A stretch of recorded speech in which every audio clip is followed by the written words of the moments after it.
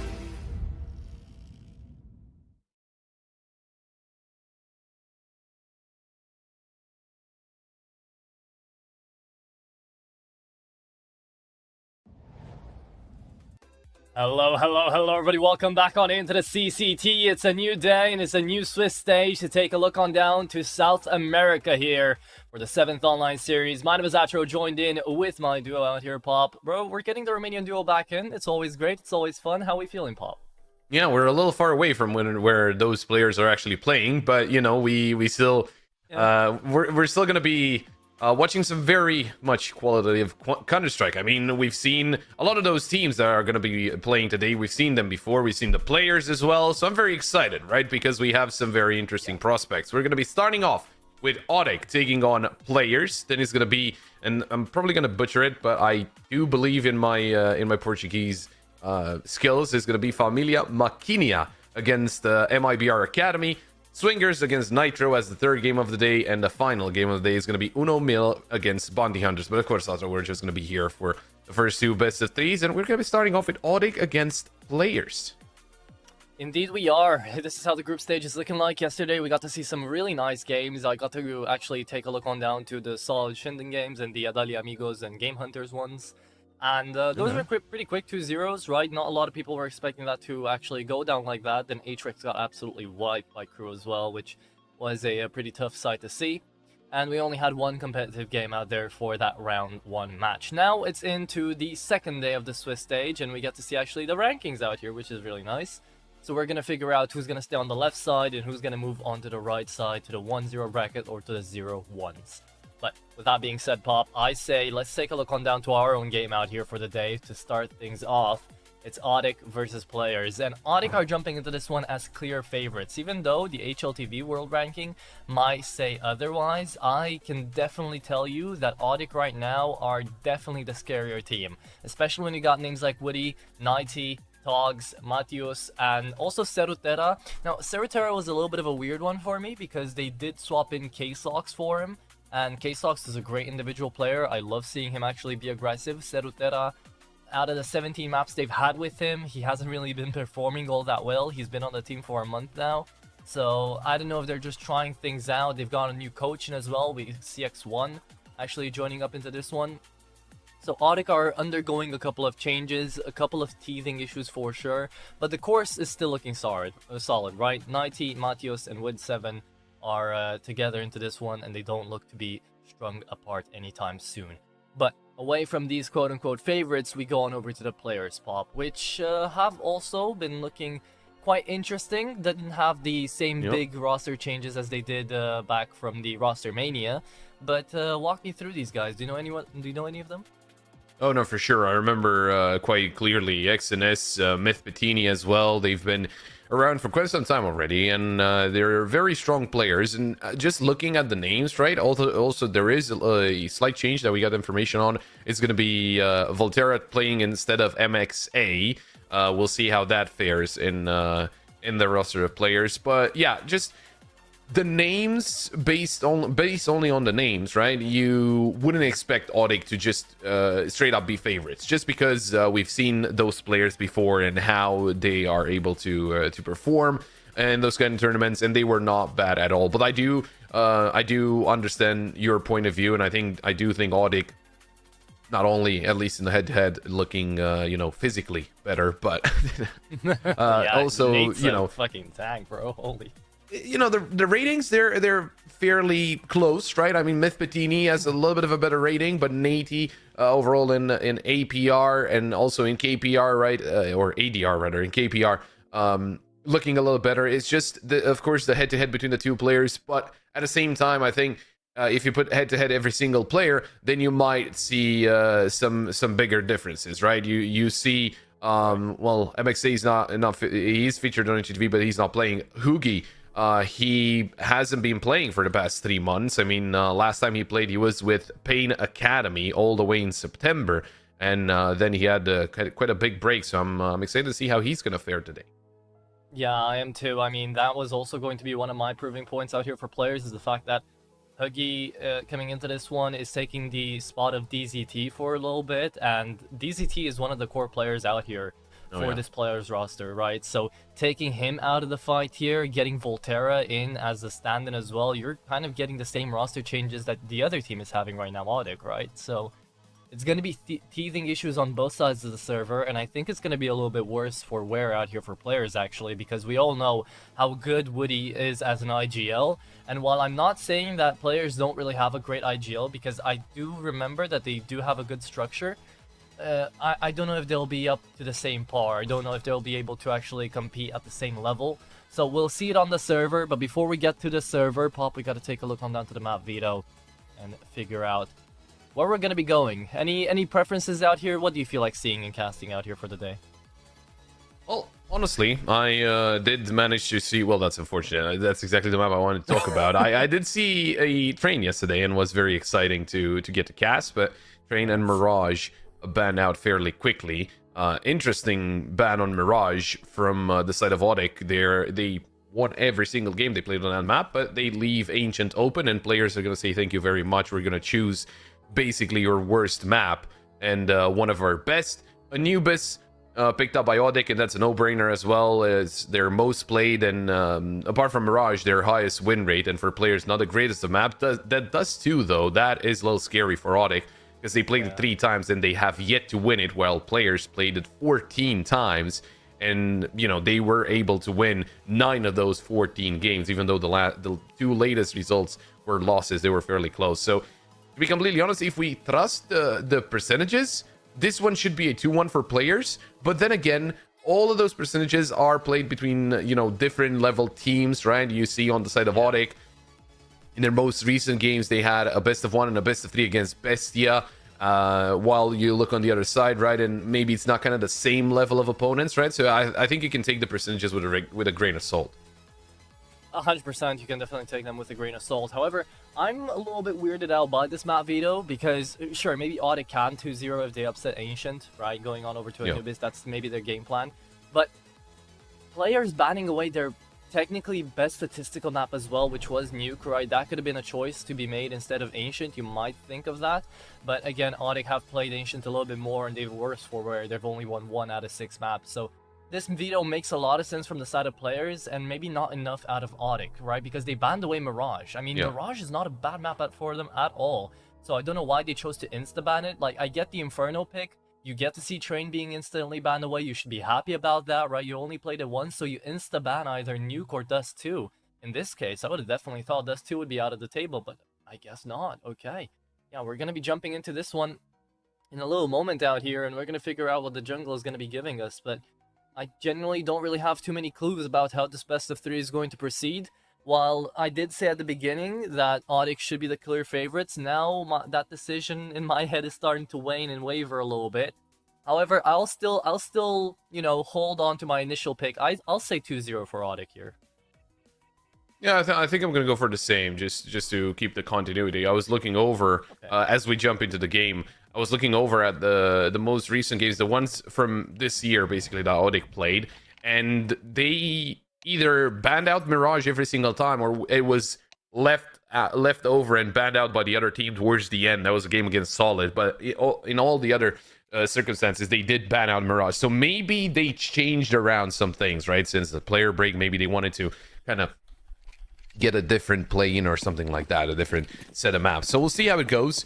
Ancient picked up by players, of course. Audix will get the opportunity to choose where they want to start, and of course they choose to start on the CT side, but being 1 out of 6 is not too exciting for them. Although Nighty gonna get the initial duel, takes down Volterra. The duel, he's firing away. Nighty, he is able to just fire away because there's no one coming in from Cave, and look at that, they're just getting mowed down. Players sending 5 of them through ramp, no one coming in through Cave, and it was a free-for-all, basically. Not really free-for-all, but just a firing line from the duelies here, because Nighty, he had a teammate with him that was being very careful about someone pushing through Cave, and they realized, okay, there's no one coming here, we can just push out.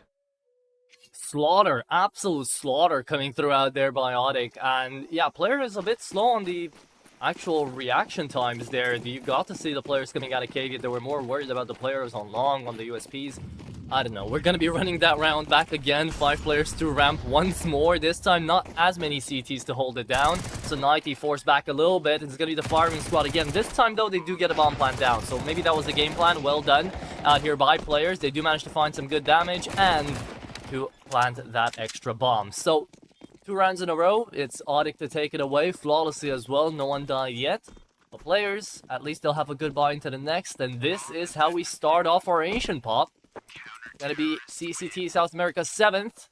Second day out here into the Swiss stage. And it's Audix versus players to have that 2-0 lead. Okay. Well, yeah, we didn't really see anything convincing out of players so far. I mean, the piss around, you know, it was a little awkward. The eco, can't really blame them. So now I'm curious to see what the plan is for players. If it's going to be just a reoccurring thing that Audix are just mowing him down, or players are going to have an answer. And I'm expecting an answer from them here, right? They're going for a fast A play. Maybe a little early on that smoke for CT. Could be a quick rotation. They do push through the molly. Flash out, but Hoogie's able to take down Madius. Hoogie with a second kill, opening up this A site. They overpowered the defense, but they still need to hang on to the site, although they do have the player advantage, and Hoogie almost catching himself a quad, even through the smoke. With that, round should be secured. He's looking for the ace. He can definitely find this. I mean, the MP9 doesn't really want to save away too much. Don't think he's got a weapon to pick up either. It's a 2-on-4. Woody does have to save. Serutera, yeah, he's going to be waiting in for exit frags. That's a great opener out of Hoogie to be able to find the triple kill off the bat. And there's three names that we have to take a look at down into this best of 3. First one is Serutera in my mind. He has to perform well out here for Audix to be able to actually win out into this Ancient. And then for players, it's going to be Huggy and Volterra, right? Because they're the ones that are joining up the youngest in the server and also the most unknown ones, the unknown factors. They can either make it or break it out here for both teams. So really important to be able to rein them in and see what they're going to be capable of. Hopefully they'll be having some good games. Huggy already, we got to see the triple entry, so can't really get better than that. The exit frags are waiting. Serutera on the MP9. Does he get away with anything? Looking for it. Yes, he does find one. Woody, I don't believe there was a need to peek there, but they'll have a buy anyways into the next. And it's an ace for Huggy. There we go. I mean, it's a little funny how for players, no one had any kills up until now, and now Huggy has all the kills, right? He's 5 and 2, and everyone else not a kill just yet. They for sure need a lot more out of the other 4 players, or you know, Huggy can just get an ace every single. Yeah, ace every round, whatever. I mean, it works. It's gonna get you the win, but you're gonna at one point you're gonna be shut down for sure, potentially, you know, very soon. Let's see what Audic are able to do in this round, because they just lost the previous one, and it wasn't, you know, as maybe they were thinking it's gonna be, where they didn't really have a problem in the first and second round, but the first buy round comes through, and then it's a whole different story, right? And they could be faking another fast A play, but I think the information could be relayed by the player in mid. In the meantime, look at Cerutera. He's in an interesting position. Oh, he is in a one and done. Let's see the flash coming through, though. It's really good. Spinny. Oh, what a spray transfer. Spinny, that's nasty. Opens up A and actually forces out the rotate. The question is, do Audic go for this? Because if they don't and stay on B, they could still catch off the bomb. Yet, yeah, MP9 comes right back around, sees them all, will fall. It's a great round here from players, especially from Spinny, but from the entirety of the squad to actually run about here, run amok. Audic, it was a weird buy off the bat, off the beginning, right? Because they went in with very few util, and they kind of used it all up by minute 130 in the round. After that, yeah, just a quick flash coming through from players. The Lurking Force manages to win out, and it's all history from there. Woody gonna fall down as well, and it is 2-2. Players bring it back on this T side. Yeah, just a very good answer. I mean, we saw the positioning of Audic, right? They had Cerutera very close to double doors, and you know, there was the smoke in place. Well, 90 does go down to XNS. There was a smoke in place, and he couldn't really see anyone, but he could have gotten himself into a very good position just to cover whenever the smoke goes out, and they can push through. But this double kill from Spinny is absolutely insane. The fact that he kind of messes up the first spray, then adjusts onto the second player, gets an instant headshot, and then sprays over to the second player, taking him down. That started the rotation from the players that were, you know, setting up for this defense on the other side of the map, and that just ruined the plan for Audic. So it was a little bit of a strike of luck, I would say, that the fact that Spinny gets that double kill. I mean, in all fairness, thinking, you know, you miss up the first spray, you probably should have been taken down by the second player swinging in. He did very well not to be the case, but everything just has fallen into place after that, with them starting to rotate over, scared that the round is in danger, while they haven't even spotted the bomb, right? They only spotted a player, and that player got a double kill. The bomb was on the other side of the map. So players, it worked out then, but will it work out in future rounds? That's the biggest concern that I have right now. This one is just an eco, so it shouldn't really be a problem for players. But just in the grand scheme of things, I think that could also be pretty dangerous. Although, even in an eco, getting kills is always good, and Medius already took down Spitty. I think this is our first time this year casting together, right? It might actually be. Yeah. Because in the past month, and so ever since the CCT started, and we've kind of gotten to see a little bit more CS in play, I kid you not, I think I could make a 4-hour compilation of just eco rounds being won out there, like full tech 9s, 5-7s beating out full buys every single damn time. I have been cursed or blessed, I have no idea, but I've been seeing it so consistently, it's genuinely starting to worry me. Well, so, if you're talking about tech 9s and 5-7s, I get that, but even USPs, man. with USPs, that's something else, yeah. I saw 5 USPs take down a full buy thrice in the past week. Okay. Yeah. Then yeah, that's a little more unexpected. About, you know, 5-7s to take 9s, especially on Ancient. Take 9 play on B side at the right time at the right moment can go a long way. This time though, it's AKs and M4s, especially M4s for Audic. We're just ecoing, and it's already a 4v4 with Huggy and Spinny. And a low HP, but 90. To be careful, but he gets a kill onto Huggy, and can he run away, or does he even need to run away? Actually, he has support from every single teammate on that side of the map. Good call though, coming through from players. You get to see on the minimap a rotate into the A bomb site as the complete crunch down from Audic starts wrecking it up into lane. They've taken a lot of control, and now they've got to give it up. As it is going to be Spinny actually peeking into middle. It's one great tap, looking for the second, spamming him down to 35. Serutera cannot afford to re-peek that. However, he might be forced into it, because they're losing out a bunch of space, and Audek have got no information. 90 still holding down the AK. Good headshot to the back of the head. Mythbutini falls, and this is a 2-on-3 with limited HP out here on 3 out of the 5 players left remaining on the server. Bomb should still go down. You get to see Matios right now moving on through Temple.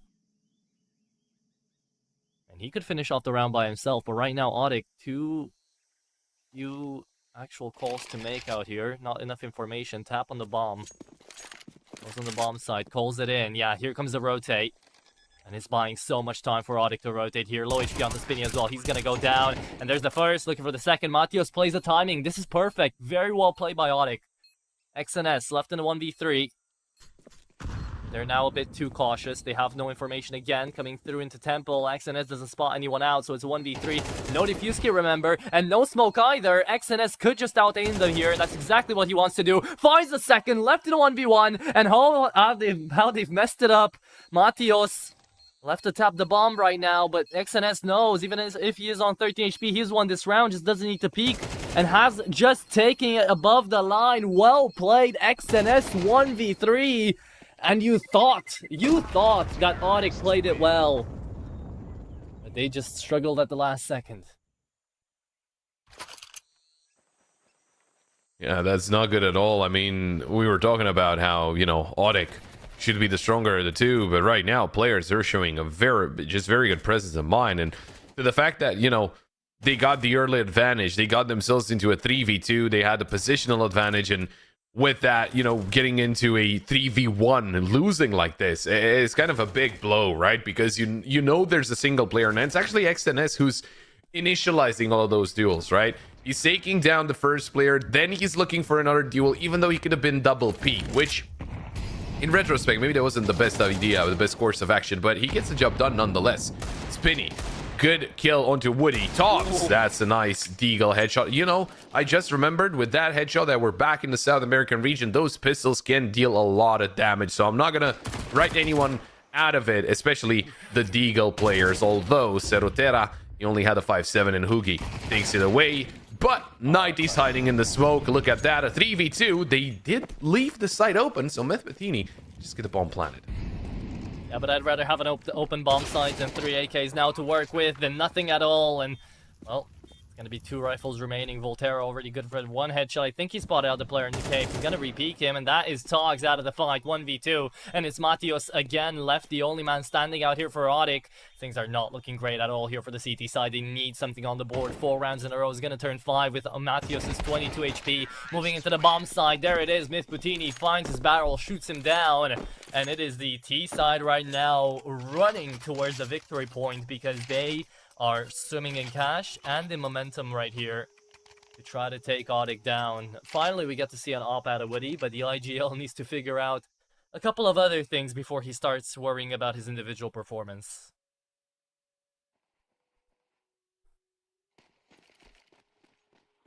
Well, I mean,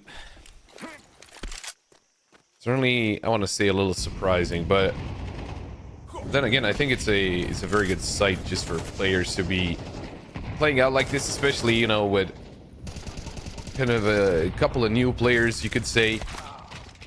Oh, Dogs finding that kill onto Hugi is not really the best start for players. Of course, I'm saying a couple of new players because, of course, Hugi is well, he hasn't really been playing in the past 3 months, and also Volterra is stepping in for MXA. MXA, who also has not been playing in the past 3 months, from what I saw, but players are still looking very, very strong so far. Then again, it is their map pick, and we are expecting them to be looking pretty good on a map that they usually do pretty well on, and on a map that Audek are usually struggling on. But in just looking good as a team, right? It's not necessarily the map that's giving them any advantage, or there is, but not that noticeable. It's just they're playing well as a team and individually as well, just getting a lot of those kills in very important situations. Look at Volterra, though, spraying through the smoke. Takes down 90. Serutera also going down. Woody with the op could be the difference maker in the back lines as he's waiting for his teammate to rotate. He has the angle down. Oh, wow. Spinny, what a shot. It's down to Spinny and Mythpatini against Medius and Togs. As Togs takes a swing, it is all up to Mythpatini, who's trying to find a duel towards CT, but Medius swings out, gets the kill. That is Otic with an answer back. Finally, right, they needed this. They really require this, and it's going to be putting a stop to the momentum of the T side for a little bit. We get to see what started it all, really. It was down to the 2-on-2, to the 2-and-2 scoreline there that kind of brought the game back, and then this 1v3 coming out there from XNS. But really, a lot of the advantage here for players. Now, this round as well, it's a little bit weird that we just got to see, because it does wind up into the 2v3, and you get to see Woody in towards CT. Spinny has been hitting some mad headshots right now. He even resembles Zaiwu a little bit facial-wise, I think. I might be just crashing out right now, but kinda I can see it. And he's definitely been hitting some really good headshots. So keep your eyes on Spinny as well. It looks like he's gonna have a pretty decent day. But they need a lot more where that came from. And currently, right now, 4 players, the 2 unknowns, are actually doing quite a great job. 7-6 Huggy, 7-5 Volterra. They've been finding good kills through smokes, good openings out here for their teams. But while I'm saying it, let's not jinx them too much, because Huggy was just about to go down into towards lane up against the MP9. And he's just trying to make it up into Catwalk to take a little bit of pressure away from middle. Find players into another round. Truly a smoke of all time as well. Yeah, it's if they get there, that's covered, but it doesn't cover Red Room, where Medius is just mowing him down. 90 with a good shot onto Spinny. It's all down to a couple of players. Very good defense towards mid from Otic, or kind of a retake, right? I keep comparing them in my mind with what I've seen, you know, yesterday, especially on Ancient, where being ever present in mid, just taking the fight to the T's, was always something that worked out in most of the team's favor. Good shot by Medius. I do want to double check, remind myself which game was it that I was looking at, and I had the opportunity of seeing kind of the same thing. Right? I think it was Copenhagen Wolves. Was it? He did play Ancient. Yeah, they had 10 rounds on T side, so that's not right. Might have been either Aurora or Alaska. Nonetheless, they were just ever present. Sometimes 3-4 players on that side. So you know. Yeah. When you get to see it again in that previous round, however, that was just a wild individual performance coming out of Night or Matthews to actually find the triple kill. Because that is a full buy coming through from players, and you just swing out middle through Red Room and take down 3, like that's realistically not supposed to happen all the time, right? So a one-off performance, it does get it down. Ooh, there it is, there they go, Serutera manages to take him out. The Deagles, well, you hope for a fast eco, and you're gonna get one. This is Otic back into the game. 5-5, another flawless round out here for Otic. And you're thinking, okay, how did players take 5 rounds in a row if Otic can pull stuff like this out of the bag, right? It's just back and forth.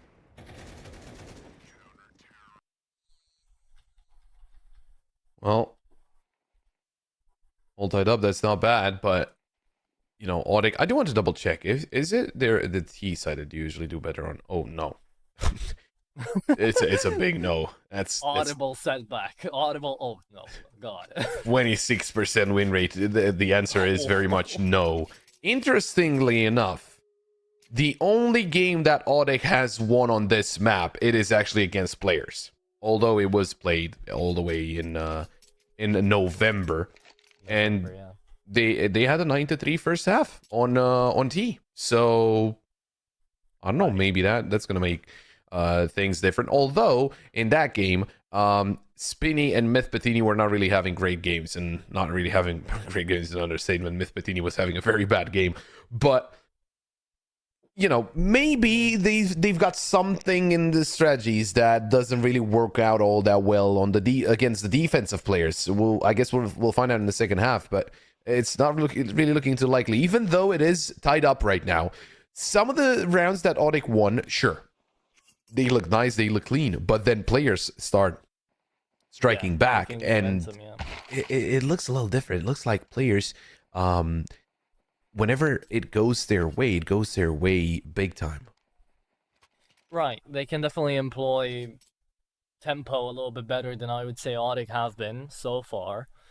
But it has been 10 rounds here. We're going to the 11th, and I don't know, is this mean out of me? It's not like the previous game isn't really being replayed, because Myth Poutine isn't having that great of a game either way, you know? 2-6, he's not really been allowed to play the game. There is a lot of slack being picked up out here by Spinny, Volterra, and Huggy right now when it comes down to that rifling core, but I don't think I've seen a single AWP coming out of the T side yet, and okay, I get it. It's T side Ancient, you don't really have a lot of options to use the AWP more than like in the first 15 seconds of the round if you want to go down mid or into double doors. But I mean, Woody has been having free reign, and you could see in the previous couple of rounds, especially when players had like that 5-round win streak and they had 10k in the bank for both Miss Poutini and Volterra. They had a lot of opportunities to get that out there. They had a lot of momentum to work with still, and Audich just bring it back like it's nothing. So currently, I do still favor the side of Audich just a tad bit more because of how they're able to actually bring this one back. But we'll see it on the actual battlefield how things go, because there's 2 rounds remaining of this first half, and that was really dangerous to a headshot into middle.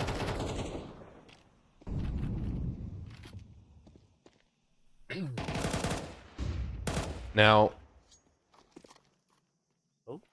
we've got a couple rounds left out of this first half. 90 already know the best starts to round 11 as he's down to 2 HP. I do think Audich, they're using their utility to the players just because they don't really have a lot of money to begin with. Volterra would be very important to get at least one, and he was very close to getting that second, although look at the play that's going on towards Zona. Dogs, he's ready, a double, almost got in that third. Spinny's down to half HP, and a missed shot from Woody, which puts Audich now into an awkward position. It's a 2v2, but they lost control of the site. And Nighty's down to 2 HP. He gets found out. It's all done and dusted. It's this fight right here that's going to be deciding the fate of the round. 2v1 remaining. And 37 HP onto Cerutera. This is a possible situation here for Spinny. Just needs 2 good bullets to land. Time ticking away. There are diffuse kits on both of them. One moving in through Temple. It's all about the timing. They're trying to play together right now. And indeed, Audich in a very awkward spot. That's Nighty spotted. Kill made onto Cerutera and is down to the 2 HP player. Can he pull it out of the bag? No, he cannot. The cat remains there. And it is going to be players finding themselves on the 6th round, op saved and a quad kill out of Spinny. To be putting them in a safe territory out here for the first half. Very well played out of players. However, things got really scary just because they wound out that timer. By the time they got the bomb down onto the bomb site, imagine Togs finds that 3rd kill. Or even that shot from Woody connects, and it gets really scary for players. With how Spinny was shooting those bullets, even if they were full HP, they had no chance. Instant headshots from Spinny. And yeah, I don't think we can pin the round on Woody, but I think he was a big reason why the round did go the way it went. I mean, swings out like that, he has no support. Sure, he can get a quick bullet in, but if only if he knows that he can get away, right? It's kind of awkward if you just peek out there, you miss a shot, you go down, you leave your teammates in a 2v2, and they're dangerously low as well. So players, I'll give them this, you know, those clutch situations and the fact that they were able to walk away with them, they're gonna slowly chip away at Audich's mental, right? So maybe with that they can overpower them, especially with a second map that's heavily favored towards Audich. Huggy, nice timing against Cerutera is going to take him down, get the opening kill, even though he only has a Mac 10 and he was up against an M4. Well, now he upgraded to an M4, and 50 seconds left. 90 in a good position, does get the kill in the end. A little slow there, but he gets the wall bang. But now it is a 4v4, and the majority of the players from Audich are on that B site. A, underdefended. Togs is by himself, and he needs to take care of a lot of attackers. Yeah, It's all about the timing again, isn't it? I don't really enjoy the positions of Audic too much into this round and into a lot of them, but it comes down to the mechanics, it comes down to the individuals, and looking for headshots. It is going to be Spinny to keep it up, man. 2 extra frags found again. Woody coming in through Donut, and the nade trying to force him out, but Mythbutini on the save. Look at him move around. Absolute turret on the op. Mythbutini puts the scope in play when it was needed most, and players take out 7 out of the first half to make it 7-5. And again, Pop, I will say, even though it is looking on the scoreboard like a close half, I will completely give it away to players. I think they played a better game. Audic so far, they've had struggles when it came down to the positions. Their retake weren't really the best. I mean, after all, they lost a 3v1 and then a 2v4 as well when it came down to those retakes. So I'd like to see them act a little bit more individualistically, try to take up a little bit more space and communicate a little bit more. But so far, 7-5.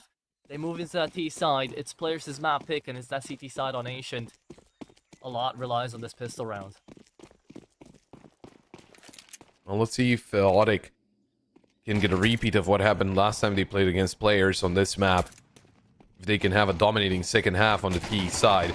Spinny, great headshot onto 90, looking for some more. Flash comes through, the dualies are not blinded up at all. XNS, great shot. Mythbutini finds a kill onto Woody. Spinny with a second one tap onto Serotera, and a third found onto Tog. Spinny's on a roll here, 15-8. What a great performance so far from him.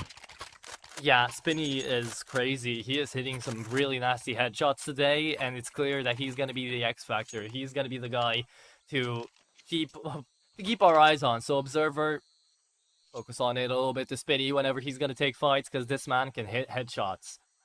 Audic, they've just lost the pistol to T side, and they're investing into a couple of deals. Pop, I see a 9-5 here, and if Audic struggle on the next full buy as well, maybe that's map. Maybe that is actually map. Well, I guess we're gonna find out. You know, this is just an eco, so it's obviously not gonna be any danger. I'm expecting it to not be dangerous, but who knows? Appreciate it. But then maybe with the weapons, they can get a strike back. Because again, for Audic, it's been neither here nor there, right? They're getting some rounds, but then they get shut down. Great shot from Togs, I'll give them that, but you know, they have a couple of deagles. I won't get ahead of myself. Yeah. A shot or two here and there is fine, but it's not like it's really going to be changing too much into this round. The MP9s are going to be searching for the shots, though. The more they pick up, the easier the next buy becomes, so they're going to be holding these angles in towards B. Audic playing the timer here. I guess the idea behind this round is, again, to kind of use it as a little bit of a French timeout as well, while also waiting for exit frags, waiting for any damage you can deal to still be felt. So not an overall bad play out of Audic. Speaking of timeouts, we haven't seen one yet. Maybe when players took 5 in a row, maybe that was when we could have kind of told Audic, yeah, a timeout would make sense right here. But at the end of the day, they didn't need it. Now, they stopped the timeout. They're actually going into the round, trying to get the bomb planted. Not going to happen. MP9 happy that they decided to push, and it's all going to be MP9 kills away from that. Players managed to pick up the 9th on the board. Lots of cash in the bank, and now ready for round number 15. And let's see if Audic are ready too, man, because they need to be.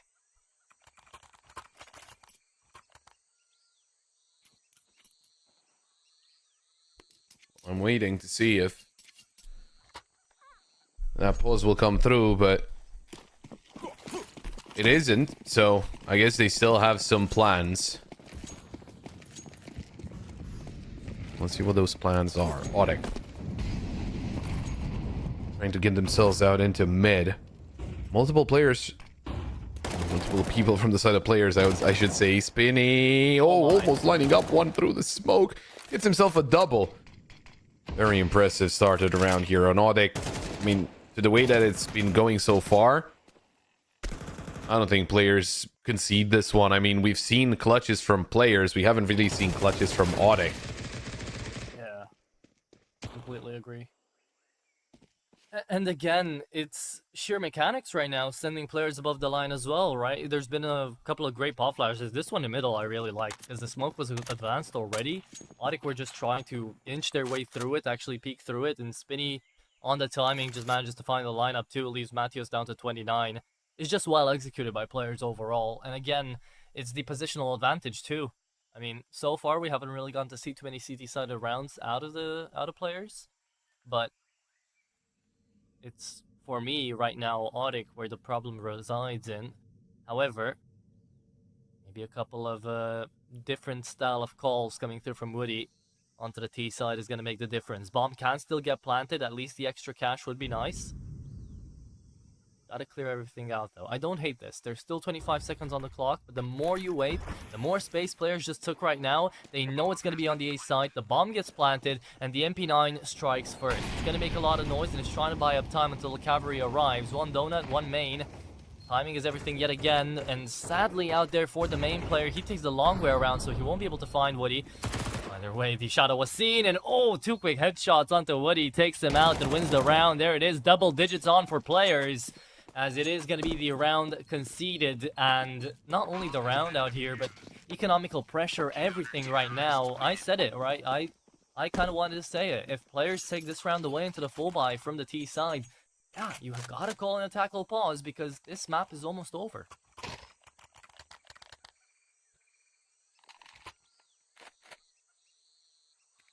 Well, Audek, they are in a pinch. They did plan a bomb, though, so at least they get some extra money.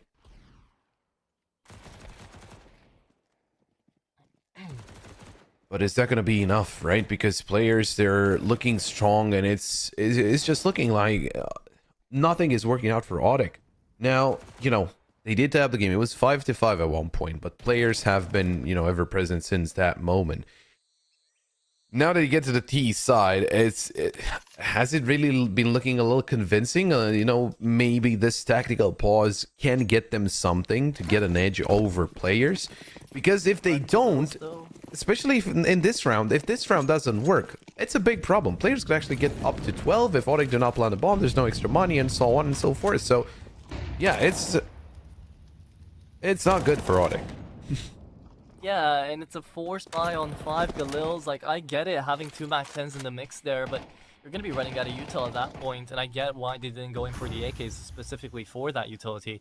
But you've only got one shot at the execute. If you dwindle around too much in towards ramp, you're going to be losing out your edge, your advantage into this one sole push, and that's exactly what they're going for. The boost comes through, and it's going to be a free headshot, maybe even the second Volterra following the footsteps of Spinny right now. And just making these rounds his. Looking in for the second as well. Spams him down. Matios doesn't even know where he's being shot from right now. How did they know him? How did they see him? A second smoke landed. And finally the Galil strikes true. But it's coming in way too late. Surely, right? 90 onto another. And do they know about Huggy? Now they do. Oh my goodness, what a nasty shot. Running and gutting.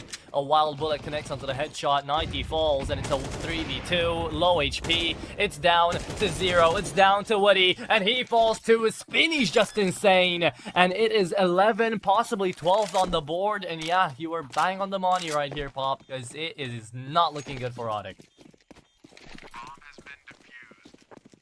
And you know, we were really talking at the start of the game about Myth Petit, right? And he's the best rated player on the team, but Spinny is putting off an insane performance. 19-8. He's been the backbone of players in this game.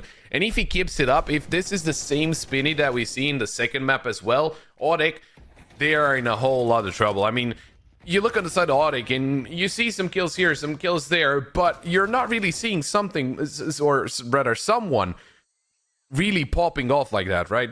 Togs, 90, sure, they have a good amount of kills, but it's not really like you're gonna see a lot of impact, right? But we've seen Spinny in clutches, we've seen multi-kills from him and all that, so yeah, Audek, this is an uphill battle, at least in this map. You need 6 rounds in a row only to tie the game up. Players, if they win one more, it is map point for them, and they just put Audek in a very awkward position. Front moves doesn't go through. Spinny going in mid again, trying to find something, and he does it again. Man, 90 must really not be enjoying the game right now. However, trade is fast enough. Togs just to take that one down, 4v4, and there is still a player down on Ninja here for players. Into the cubby. And this is a wild performance out of Spinny, not only because he's 20-9, but also because of the fact that this is not the Spinny we usually get to see. Usually the roles are reversed. It's Myth Butini to be on the bottom of the leaderboard, and Spinny, Myth Butini on the top of the leaderboard, and Spinny on the bottom. But they've just swapped places, traded PCs, and right now, well, Spinny's putting one hell of a show. And again, Volterra and Huggy, they're not looking bad either. I've liked the pushes I've seen out of Huggy. Volterra has been finding some good sprays as well. Now, Huggy, don't make me look like a fool here, buddy, and see how many you can find. Down towards cave, you find one. Okay, it's a one and done. At least that gets them the man advantage. But on the bomb site, it's still Audic to plant away that bomb. And we've seen that time and time again out of players. They don't really mind giving up on the bomb site as long as they find a retake. But Woody finally connecting those headshots is going to be able to take down two. Looking for the third with the help of Cerutera. That's the shutdown and that's the round. Myth Butini forced to run away. And finally something that does stick out here for Audic. Okay, at least there's an answer. Now, there's still a lot more to be done here by Audic. And still a lot of more damage. And as they're hunting for Myth Butini here, I think in this kind of situation, I think you can leave them be. Just because you don't have a lot of money in the bank, and I don't think it's like they're gonna have. Yeah, they could have shortcomings. Although the drops could be there and all that, but they are going to be missing out on some util that could have been potentially bought up and could have been useful. On the other side, there's no problem for players to get another buy-in, try and shut down Audic once and for all right here, get themselves up to 12. And with that, also for Audic, they're losing a chunk of their loss bonus. They're down to 2,900, so now even if they plant the bomb but they lose the round, it's not a guaranteed buy. We'll see where this round goes. If they somehow found the winning formula, maybe they can get it through. And of course, one of the main things that they could start the round off with, take down Spinny. Well, that's a good start. I like this. Myth Butini starts advancing up a bit more. He does have the help of Spinny as well. That was actually full util coming through from Audic, so the buy not half bad. They worked out with the loss bonus that they still had, even though they won the round. And now, 11-6. Players, they need two more to get across the line. Never say never though, Pop. We've seen worse, right? We've seen bigger comebacks. So it's not like the map is over. The bell hasn't been rung. Back to B we go. Audic really comfortable on the Zabi bomb site, aren't they? They've been pushing time and time again, and for good reasons, right? They've managed to almost always find that bomb planted. Mikey, he sees the shadow, has the advantage, wins the round. Did never expect the second player to be there though. Trigger discipline a little bit. XNS still takes him out. Good communication towards Myth Butini. Sees one into the bomb side. It's going to be Volterra to find one. Trying to shut down the second. Half HP only onto Matios. 3v3. Oh, and that peek and flash combo is beautiful. They find the bomb. Myth Butini, great timing. And they should know where the last two players are as well. Togs made noise, but I don't have a clue about Woody. Bomb goes down. It's a late activation alert from Spinny as well. Look on cave, and they've got to go in now, surely. Spinny trying to take the fight. It's the AK to swing into him. Woody, last man standing, gets headshotted away. It's map point here for players out of a very good-looking Ancient.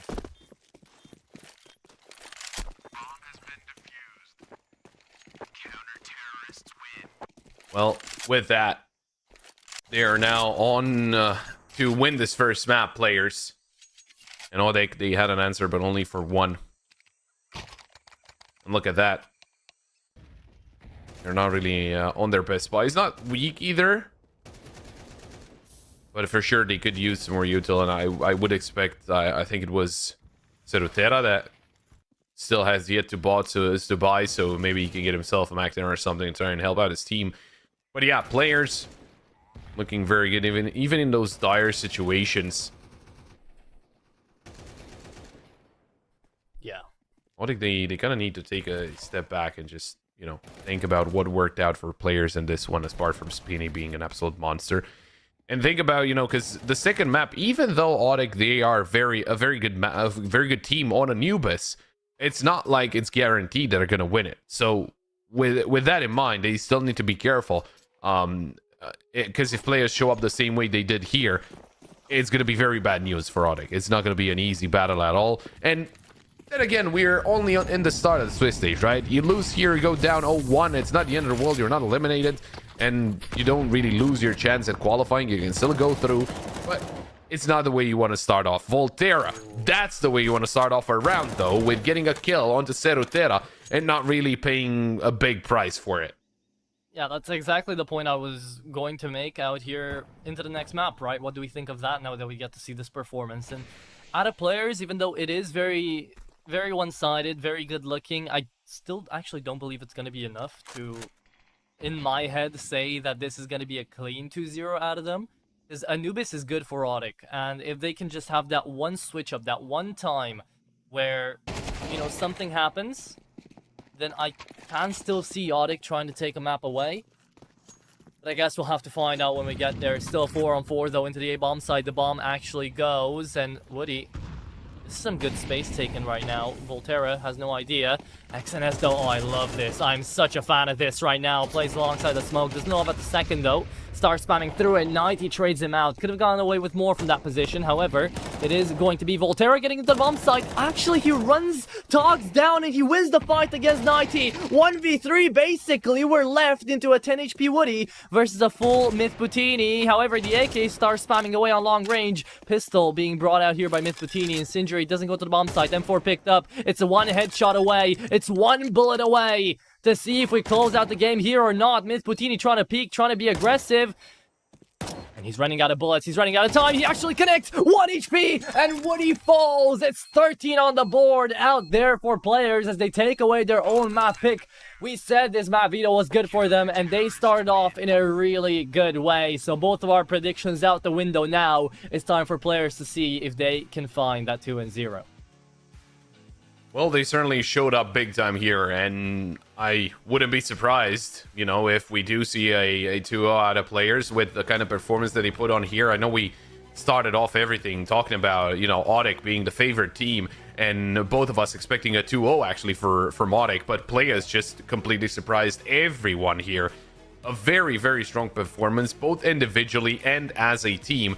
And just thinking about, you know, we're talking about a second map where the sides are surely towards Audek, right? With 80% win rate on Anubis, 40% win rate for players, but it's kind of a big difference from what we expected as first map, because Audek, they were on 17%, only won once on Ancient, and obviously this was not their second time, but players, they played 5 times. They did win a couple of times on a map like Anubis, so hey, maybe we're in for a treat here with the second map.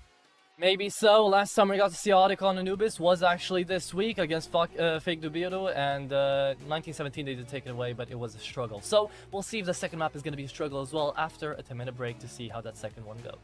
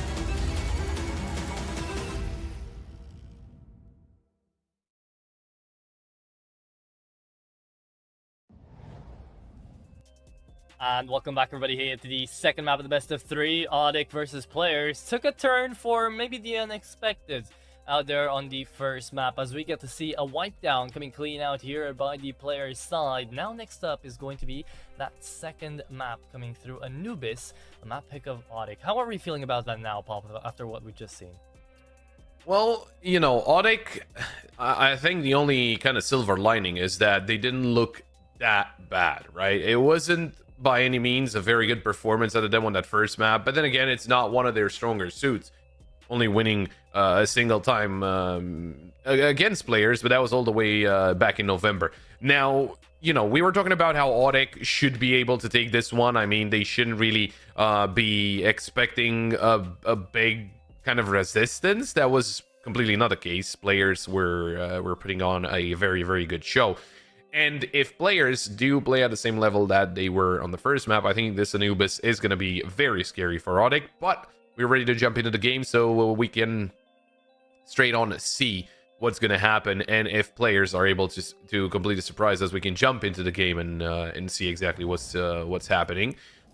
Players, as they are the ones that are able to choose, they did choose to start on the CT side, which is a little unexpected. Usually, you know, the teams, when they get to Anubis, they tend to just start off on T because it's the favorite side of the map. But nonetheless, I've seen quite a lot of teams are actually getting pretty good at CT and having good halves. But we'll see what happens. I do think it is actually what I expected, and Players are actually on the T side. It's just I got confused there for a second.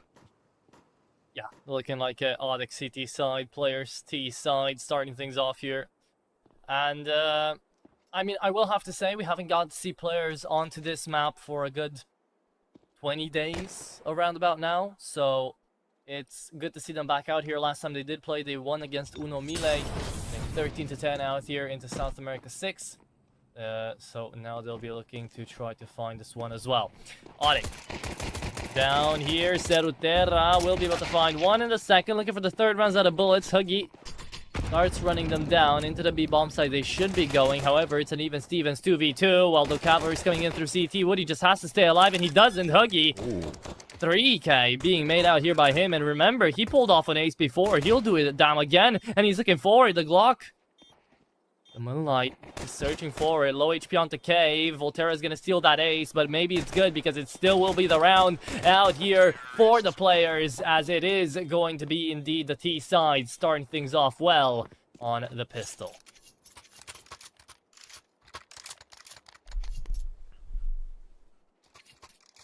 Not a bad start.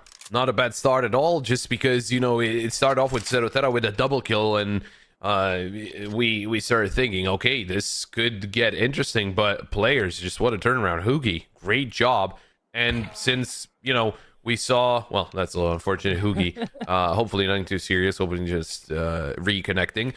There we go. We saw Spinny again on that first map that he played out really, really well. If it's time for Hoogie, then yeah, Audic, yeah, that's one of the main points we were making in the first map, that Players had Spinny, who was overperforming. He was doing really, really well, and he was pushing along his teammates as well to do even better. But for the side of Audic, there wasn't really someone that really stood out, right? So if Players have another player, not necessarily Spinny, right? If there's a player on their side that starts popping off and pushes everyone else over their limit as well, and yeah, you think so?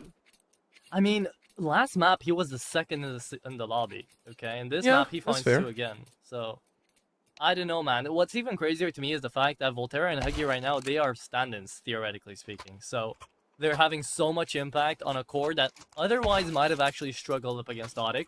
Take away map 1, win out pistol on map number 2, and if they have like a standout performance onto this T side, they could close it off like that. So I'm not saying that's going to happen, but I am saying that's a possibility, which would definitely hit the morale of Audic quite a little bit, because they haven't had a lot of practice in the past 2 months. They haven't gotten to play that many games. So in the few that they are playing, if they get taken down by 2 substitutes, questions are going to start rising, right? Yeah, I mean, we do remember Audic. They were, I think about half a year ago, they were looking quite very dominant, and they were a very scary team to play against. But right now, it's kind of the other way around. It's more like players are the ones that are looking pretty scary.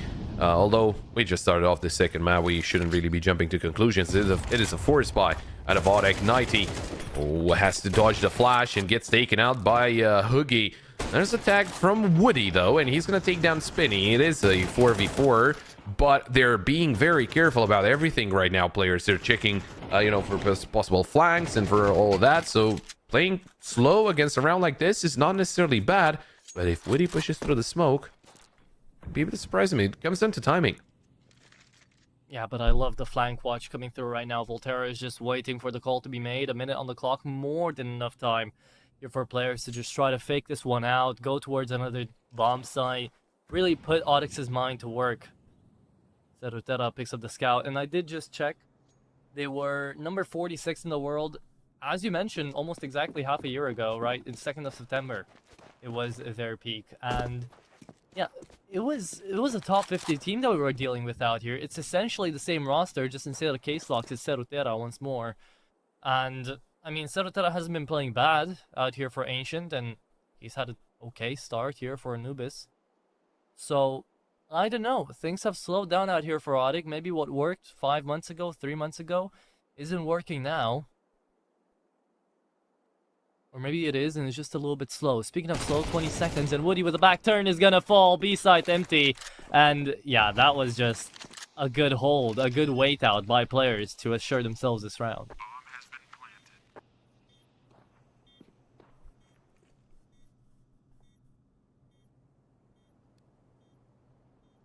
Well, you want to get a very early start here. I think if you're not, getting a lot of things done, especially at the start of a map like Anubis, you could be punished later on down the road, right? Because you're on the favorite side of the map, and I think you can kind of think it like a nuke situation, but not almost like it. It's a different breed of a map. If you have a map that's T-sided, it's completely different from a map that's CT-sided, because you might be favored in your plays. Oh, great find by Volterra. Oh, he's not going to find a kill into Medius, but XNS will. Oh. There's no saving there, so might just be some pistols from Odek. But yeah, to the point that I was making is that I think it would, even if it is a T-sided map, you're certainly going to be feeling more comfortable on CT, just because you're waiting for the opponent to push into you, and there's a lot of very valid points that could be made that you still get the advantage with that. But if you start off on the favored side with a very dominant first half, the enemy team, whenever they get to the favored side, they're not going to feel the same, right? They're not going to feel comfortable. They're going to feel like there's a lot of pressure on them, and that's exactly what players want right now. They want to build as much pressure as they can onto Odek, because they won the first map and he wasn't necessarily too close, and now they're on the second map, and if they have a good start here, Odek, they're just going to be fatigued. They're just going to be, okay, we didn't do well in the first map, in the first half of our map, we didn't do that well either, and look at XNS, what a shot to get onto Medius. Yeah, he just played it really well. That's what I was surprised about, right? They dropped down the smoke right in front of him, and they kind of corner him in out here towards main. He uses up the Molotov just in the timing. He's forced to run away, hears him, and just spams him in the general area to take him down. Very good execution. And this is standard. This is by the book coming out of Odek. They go in for a force by round number 2. It doesn't really work. They go into an eco. They'll just play with the 5.7s and an MP9. We found out here, and that's why a 5.7 is scary, okay? That's a ding to the head and then a tap to the body. That should have actually been a one-shot KO coming through there for Togs, and wow, that is aggressive out here from the CT side as they start to push, trying to take that MAC-10 away. B-bomb site empty, and I don't really foresee a retake here from Odek. However, damage could still be dealt, so if players are hitting down that time or even more, then you're just giving more chances for Odek to actually reposition and attempt this. It's looking like they will. 2 main, 1 CT, 1 cave. That's the retake. Let's see how Odek go about it. I was thinking Odek are going to be dropping into water and then trying to push in through electric, but they realized that it's a little too risky. It was Spinny actually that had the angle down. He's still holding down into water as we speak. So Audic, I guess at this point, yeah, just exit kills is the name of the game. Even though they were fairly quick to get close to the site, they could have tried it. Even like this is just a half buy, right? After this round, they're just going to buy up either way. So you could have tried it, but it does seem like with the exit kills, they're still doing a lot of damage. Nice shot from Cerotera. That's Spinny going down. Another weapon that they need to reinvest in. So yeah, they deal a good amount of damage. But it is still a third round on the board for players. Audic, let's see what their buy round is going to be looking like. Would have expected Audic to go for that, not only because it was the eco, but also because Togs and IT didn't really have any armor to save into the next round. Like, I get Woody, I get the second player there next to him in from Cave, but like, those two guys, yeah, sure, you can stay for extra frags, whatever, but 90 Togs, you have nothing to lose, literally, just a pistol that you're going to be buying up into the next round anyways if you want. So, just go for it, right? Try to take out that damage, and they did go towards the end, but didn't really pan out any better. 3-0. Good start out here for players, but it's finally a full buy on the horizon for the CT side as well. So we'll see where it lands as we jump into round number 4 here. And Huggy's still unkillable. Still hasn't died once. Scary prospect. Also, did you get to see out here, did you get to notice, Pop, that we have upgraded our production quality? We're getting some nice camera twists, we're getting some aerial views. Oh yeah, we're getting some very good sights here on not only on Anubis, but right now on Anubis, I guess. Yeah. I had the courtesy of seeing that yesterday in full live for the first time out here. And you kind of set everything up on the observing cam, and it's looking nice. Not gonna lie, I'm enjoying it. Adds a little bit of something to watch when nothing's really going on the screen. Like now, you watch the minimap, what's going on? There's just a person pushing down in towards electrical. And besides that, a couple of Molotovs down there. That's it. Everybody's holding angles. Oh. And that push. Nicely done from Cerutera, getting an opening kill. Some back and forth between the teams. Volterra. Oh, good find. That's Nady going down, and they know there's another player in electric, so they could capitalize on that. Although Spinny opens up a way through mid as he takes down Woody. So Spinny's just gonna make a lot of noise here. I'm curious if what they will decide. Where do they want to attack? Volterra is not fighting anymore because he is almost out of commission, but they will be splitting into the B side. Volterra just needs to be very slow about it. Let his teammates push in first because he's still being held. Cerotera not able to take down Volterra, and with that, all the round is over, and they were getting ready. Maybe they were thinking, you know, okay, Cerotera maybe gets a kill or two, and then we can come in for a retake. 2v4, we're not going to go for it, and I would say that's not a bad call. They're not really in any position to be giving up those weapons, just because Woody has some extra money in the bank, and he, you know, the other two players can get some drops over from those two, so they just need to stay alive so that they can buy into the next round as well. But a very good one for players. I like how they reacted after, you know, Volterra gets that first kill, then Spinny opens up mid, and they decided, okay, there's a single player in electric, let's just split B and let's just overwhelm the defense. Yeah, again, I don't know, the year hasn't really changed for me. It's not made me a different person. I'm still the same pessimist as I always was. I'm looking at the bad side, right? I'm looking at Audic and I'm thinking, yeah, this is not a good performance out of them. I mean, positionally wise, they've been messing up a lot of decent spots they've put themselves in. The previous round they had an opening frag. This one they had an opening frag. And they just can't seem to hold on onto these bomb sites. And I get it, right? It's fighting on CT side in Anubis. It's not the easiest of things, especially when players are having this much momentum. But you've got that util for a reason. You've got your options for a reason. Try to play a little bit more together like a unit. That's exactly what players are doing, and look, they're finding a great job, and a lot of kills through smokes as well. That's been a main point out here for players' entries. Ooh. However, Woody repeaks into that, right? No smoke, no flash, no nothing. Of course, Myth Putini manages to hold the line, so that was a big greedy out of him. And now, with the drop down, it's a free frag onto Togs as well. So, what am I saying here, right? Audic are moving in individually, they're not communicating at all, and they didn't even know where the bomb was. So, they took all of their players towards the B bomb site, they handed it out for a do or die play, and now look at where we are. Right, 4v2. What are you gonna do now, Audic? Yeah, just those kills on the B side just pulled everyone towards that side of the map, right? Because Spinny gets that kill, then he gets traded out by Woody.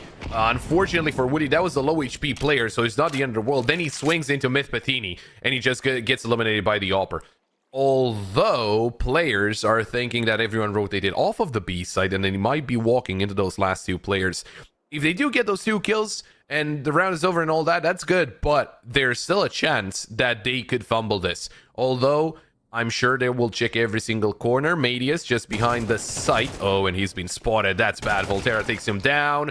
And 90, a good shot onto Volterra, but he's going to be flushed out with a molly. And everyone is looking at him. XNS, a quick headshot. And there we go. Players, they get the last 2 kills.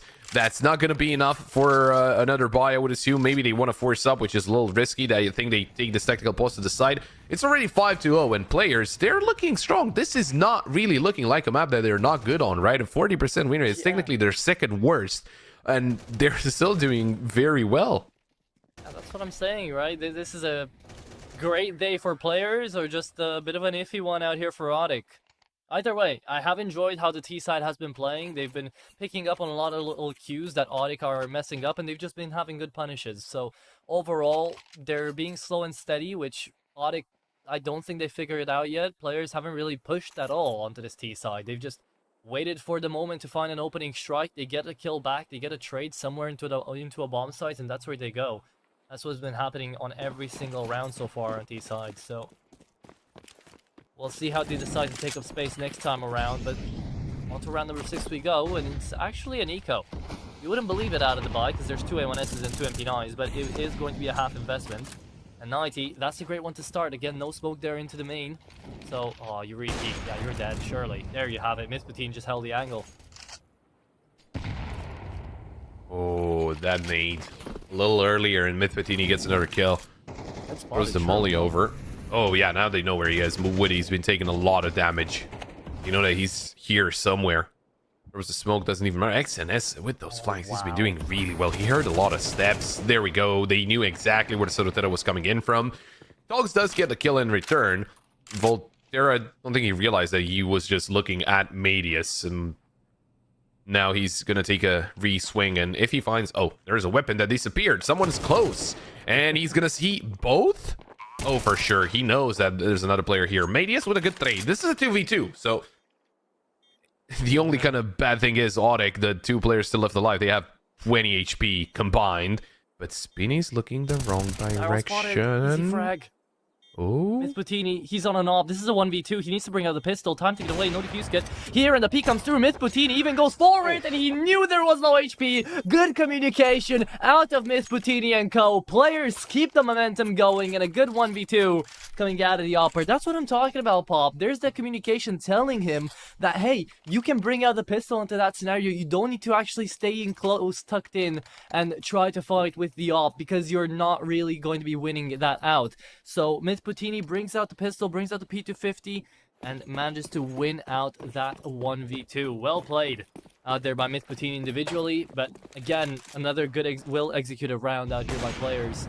We find themselves on the advantage, and Myth Patini keeps it up, man. This is a wreck. This is a wreck. I was not expecting this from Audic.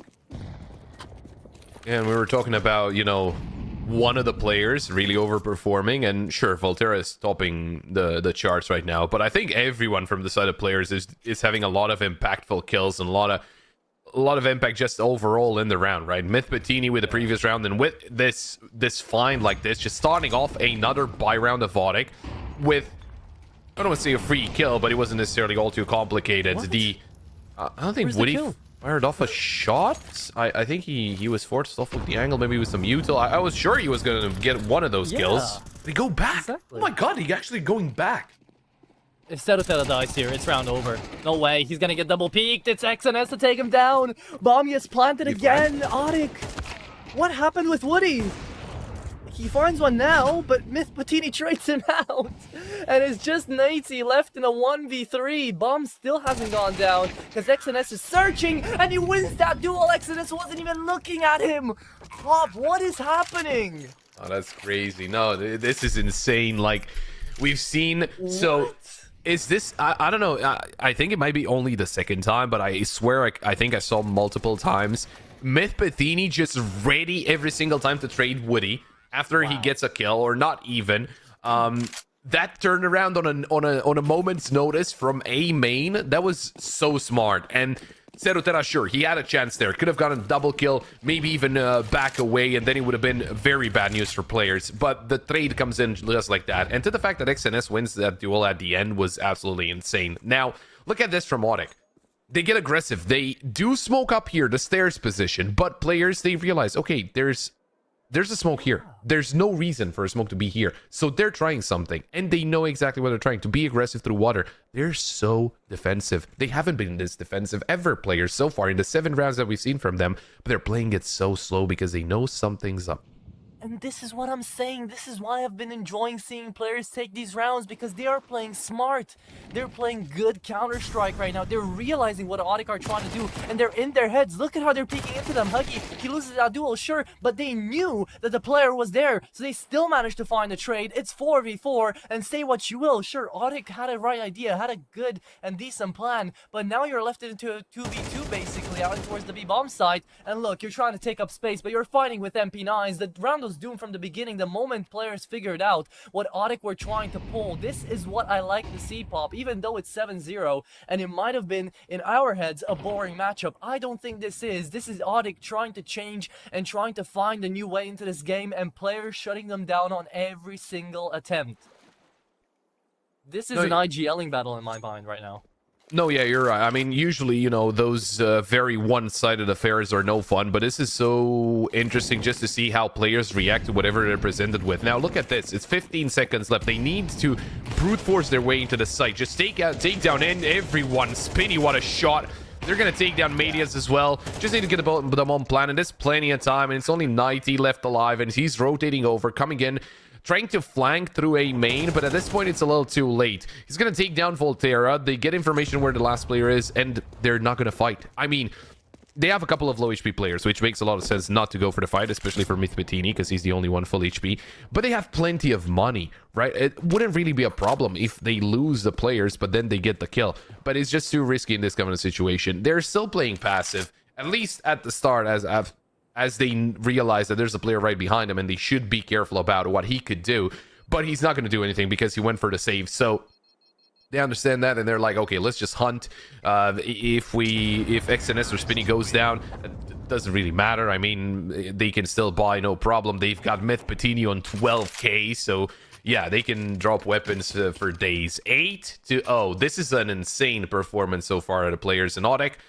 I mean, I remember from, I don't want to say my playing days, because that implies that I've sometimes, or at one point I was good at this game. I was never good at this game. But what I'm trying to say is there was those games where you kept on trying things, and you kept on trying, and it felt like you were hitting your head on a brick wall, and it just feels like that's exactly what Audek is experiencing right now. Yeah, it really does feel like they're just trying to, you know, change it up, trying to make something work. You're having the IGL continuously back you guys up, like, come on guys, okay, let's try something different this time. Let's take some space, or let's play a default. Let's, you know, stay in the back. Let's stack up 4 people A.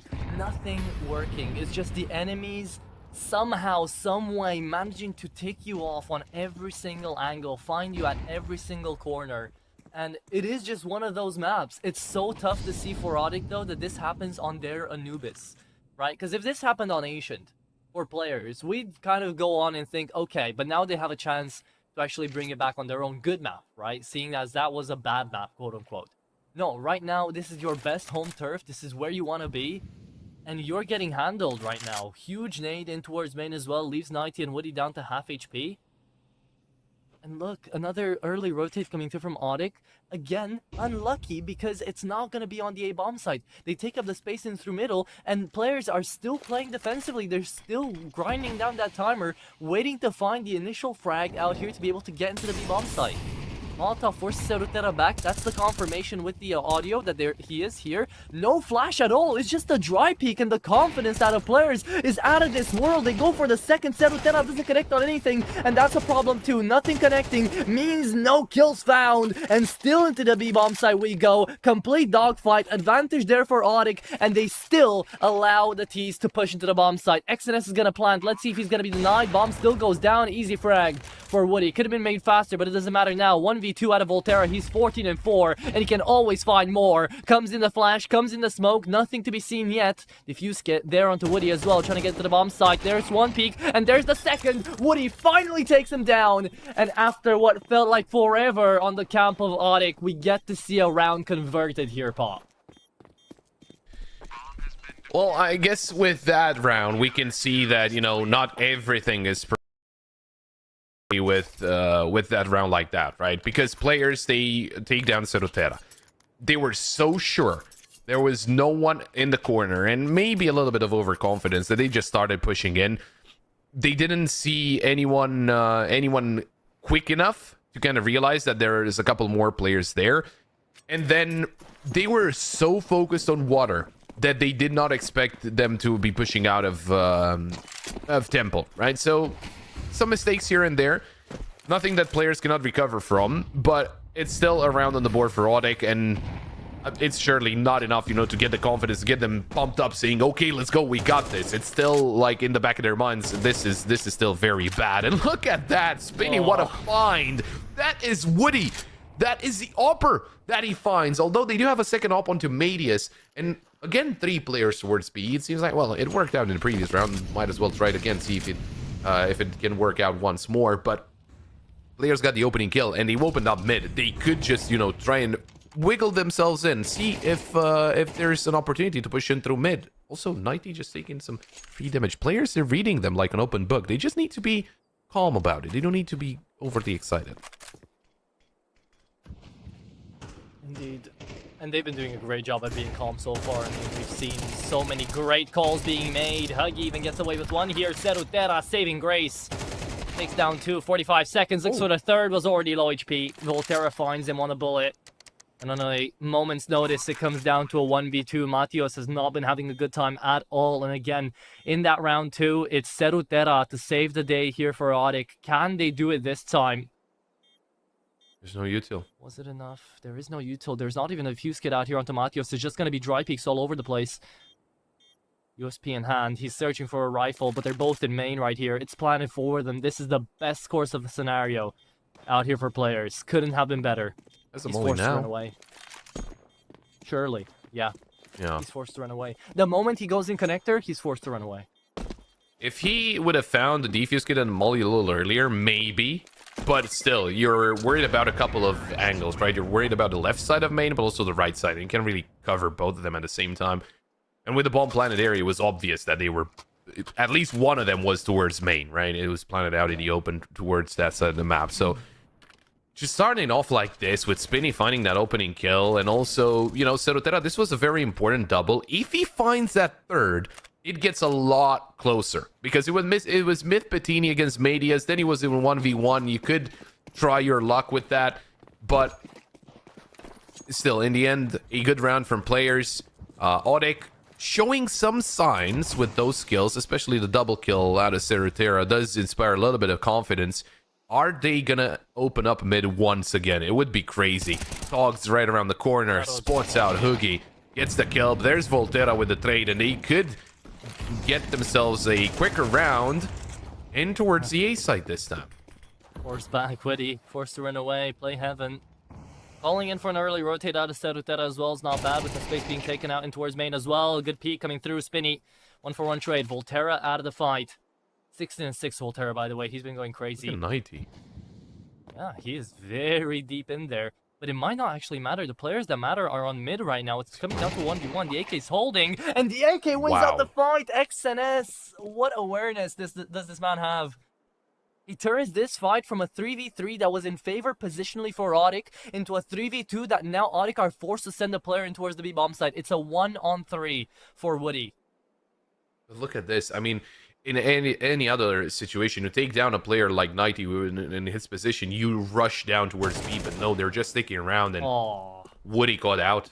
He was thinking, okay, they probably went B, I'm just gonna stay here, see if they're you know, turning around or something, and they are actually turning around. Missed shot from Myth Bettini, but Serotera on 10 HP. That nade from XNS could be the end of him. Although Spinny takes the bomb, plays it safely. Takes the bomb, runs away. They know that he should be somewhat low, but he still played safe. Gotta peek into him, though. He's on the op. Good flash, buys time. Smoked across, and by now XNS should have pushed, right? There you go. They're just playing so defensively, so passively, and so good. Players know they are in Oryx's head. Like, you cannot say that they aren't. Because right now, Oryx are making all the correct choices, quote-unquote, but everything is working in the plan of players right now. So, I don't know. It hasn't even been that big of a mechanical differential. Like, sure, players, all 5 have been looking better than Oryx's individuals, but not by that much. Like, all the duels still feel like they could go either way. It's just, I don't know, players have had the better game sense, better momentum. It's just been going their way. It's their map to take. However, it's a great final start. There you go. That's what they needed. A bit of luck, a bit of aim, sent down the smokes to find those initial advantages. And at least the second round would be consolidatory out here for Odyk. Something. Yeah, well, I mean, even a 10-2, it's hard to believe that that is going to be even close to being enough, but you know, they'll take it at this point. Volterra and Mythpatini, what is the plan? What is the point of attack they want to go towards? How do they want to deal with this situation? They want to regroup, try and play into the B side, it seems. That's where Serotera and Matius are waiting at. If Mythpatini somehow able to take down Matius and then Volterra swings to take down Serotera, maybe that's a way to open up the site, but it is not going to be easy at all. They do have a molly, so they could flush out Matius. Serotera just behind the pillar. Oh, Mythpatini locked in, and that's the play you go for. You bait him out, but Serotera lands the kill. Another peek at a Mythpatini, another kill, down to 11, and yeah, they're just gonna push towards him. A quick kill, and there is Oryx with a second round on the board, but players have 10. And, you know, they're swapping over to the less favored side of the map, but still, it's what I was talking about. The fact that you're putting a lot of pressure on the enemy team, because Oryx, what are you gonna say? We got to the favored side of the map. Let's get it done. You're down 8 rounds, little bro. I mean, you know, this is a long way back up top. It is. It is an uphill battle. But hey, it's not over till it's over, right? Better play it round by round. Look towards that pistol and say, if we could do it, you know, in the previous, why can't we do it in the next 10 as well? That's the mentality you gotta have right now. No, I completely agree. I mean, I know I did say that, but I completely agree. You need to be focused. The game is not over till it's over. But the piston round could decide quite a lot. And Spinny, of course, he's the one fighting. He's been hitting some very crisp USP shots. In the meantime, Volterra with the dualies and Electric could have some duels, but they start to back away. Interesting. We'll be backing. Here comes XNS. Spots out the first. That's Odyk. Oh, dink. That's the downside of the Glock. If that was a USP, XNS would not be alive now. Ooh, taking the fight there would be a wrong call from Mythpatini. XNS finds what and somehow gets away with his life. I have no idea. That's a one. That's crazy. That's a 1-for-1. Huggy is actually the one to go down, and still XNS is still alive. The problem is A side is fully open, but XNS, unless you have anything to say about it, Serotera goes down. There's Togs with a double kill. Long rotation from Spinny, running around with the USP. He knows that he could be even pushed up into sewer, so he needs to be careful about that. Volterra waiting behind the smoke. 16-7 so far, Volterra. And he wants to add another 3 to the tally, or at least divide him with Spinny. When Spinny gets to heaven here, it's going to be calling in the push. Volterra needs to move through, needs to find Togs up, though. AT looking towards main, has no idea about what's breaking out right here, but it's all down to Spinny 1v3, and he is going to fall. P250 finds him alongside the Glock. It's Odyk to take pistol round, and there it is, Pop, right? Play it round by round, play it slowly, and at some point, the talk about a comeback could get made. But until then, we're still looking at a 10-3 scoreline, possible 10-4. As players are not going to be investing anything into this round, Odyk should have a clear path towards a 14th round. Okay. How colossal of a choke would this be if players allow Odyk to clutch up? big time. Written in the history books, huh? No, yeah, for sure. I mean, from 10 to 2, it's not the biggest of chances. Let's put it like that. Also, they just go towards B, and there's no one there. Hit the right side. There we go. Lucky T side. Connects. No one to be seen. Don't you dare save USPs, players. Come on. You get these for free into the next round. Just go. Full W. Yeah, I mean, dealing damage it's an important part of ecoing. And also, the Mac 10 is kind of hunting them, so you might as well just go down to the AKs and the Galileos. You don't want to go down to Mac 10, give extra money and all that. Along the line of doom. There it is. Ah, they're just waiting. They hope someone will come Late through CT, push. but late push indeed. They find Serotera. Okay, they're into the bomb side. They're forcing the AK to go back. Could be another frag. Dogs is going to fall. There you go. Couple of kills. Better than nothing, right? Yeah, no, they'll take it. Couple of players that need to reinvest, and that's gonna take a toll on some of those amount of money that they still have in the bank. Couple of drops that need to be going on, but players get their buyout. It's Meth Bettini with the op-out already. There is an MP9 onto Hoogie, but he has a full set of util. Same case for Spinny with a FAMAS. So this one should be looking a lot better for players. We'll see if by a lot better we mean that they get in the bag or Audek do keep it going. Now, there's no one Temple. That's fair, as they are setting up with what the plan should be for Audek, where they want to attack. They are divided quite heavily. There's not really a buddy system in place anywhere on the map at this point, but there might be towards Electric. And a lot of focus from players on mid, but B could be in very big danger. They're playing for a retake here. There is a defuse kit onto Huggy, sure, but you're waiting for Volterra to actually find frags. And so far, we've known he's been connecting on a lot of multi-frags. There's a gap in that smoke. It's way too deep. Yes, there we go. Spotted something out. Oh, dang, wants to Serotera through the wall. And an easy frag onto Volterra. As we jump into the bomb side, it's Audek to plant it down. And there's that T side connecting on these rounds. That's exactly what they wished for, what they needed, and what they'll receive. 10-5, 3 in a row. And Myth, Butini, and Huggy now just have to save their lives away.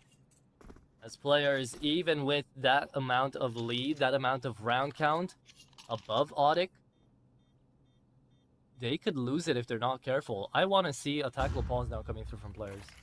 I want to see them dampen this tempo if they want to win this. Yeah, no, Myth Bettini, there was no way out of that. The only thing is, it was timing.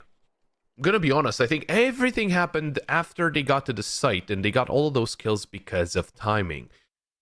Because of that gap, they were thinking they can just push through. The flash comes through, but I think it was it Serotera that pushed towards platform? It might have been. Anyway, he doesn't really get fully flashed, so he sees the player that pushes out of the smoke, and then he repositions. He's able to get some more kills, and he was just a little unfortunate. If the flash comes over a little earlier or a little later, it could have been a whole different story. Now, right now, it is a half buy. It is just pistols, and those ones are actually the ones that you need to be even more careful about. But Woody gonna take down Oogie, gonna start off the round the right way. Spinny looking for a headshot, but Serotera's not really taking that duel, and I don't think you want to necessarily take a long-range duel against a Deagle. You might be putting yourself in a bad position, so he's just gonna play it safe. Okay. 6. It was 10-2, mind you. Audek just need to have the same performance again. And they'll be able to equal it out on this T side.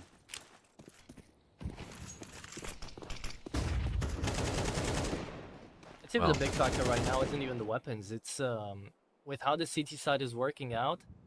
I don't think Volterra and Miss Putini are being put in positions where they're allowed to actually anchor out as much as they want. Like we get to see Volterra anchor out here onto the B bomb site usually, but we've seen him alone half the time. He's not getting traded.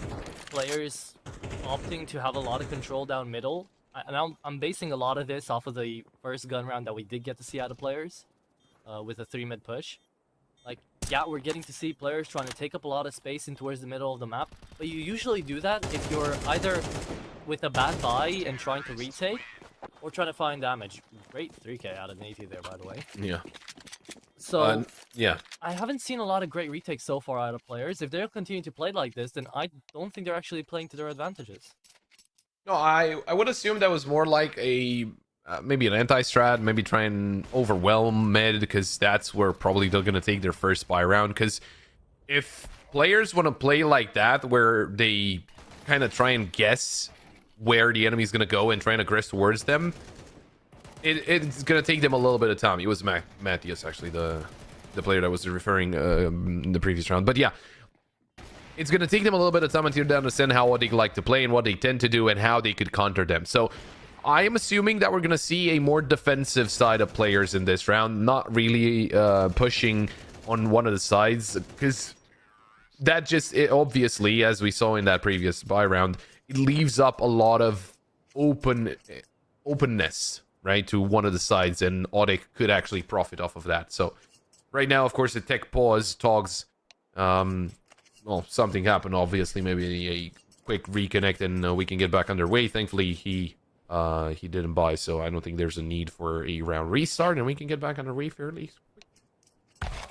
Should be the case. Oh, there it is. Oh, still. Yeah, well, that's fine. Only takes a second either way. I'm just looking at this, trying to figure out, like, what's the next course of action? How do players break away from this tempo? How do Audic keep it up? Would you be more of a fan if you got to see players try to go for something a bit more risky, like a 4-man A stack or something? Do you think that's the way to kind of take Audic by surprise? Because at this point, they need to be taken by surprise. They're the ones in charge of this map on this T side. At the very least for now. Honestly, I would expect them just to play plain and simple. I'm not really expecting anything out of the ordinary. Although they are sending 3 players towards B at the start of the round. Oh, but just for some util. Yeah, there we go. Something like this, right? Just wait up. I mean, you tried to go mid. It obviously didn't work out. And then they're just like, okay, let's calm down. Let's play it how we normally do. And try and see exactly what the enemy's going to do. Although they only send 3 players towards mid just to try and take the fight. 90 almost going down to that. But what's different now is that no one goes down and they can just rotate back, take care of the sites, and Spinny, of course, he's going to join XNS on this A site where Bomb is actually slowly approaching. Yeah, but this makes it clear in my head, this isn't an anti-strat, this is just something players do. Yeah. To push 3 mids, so...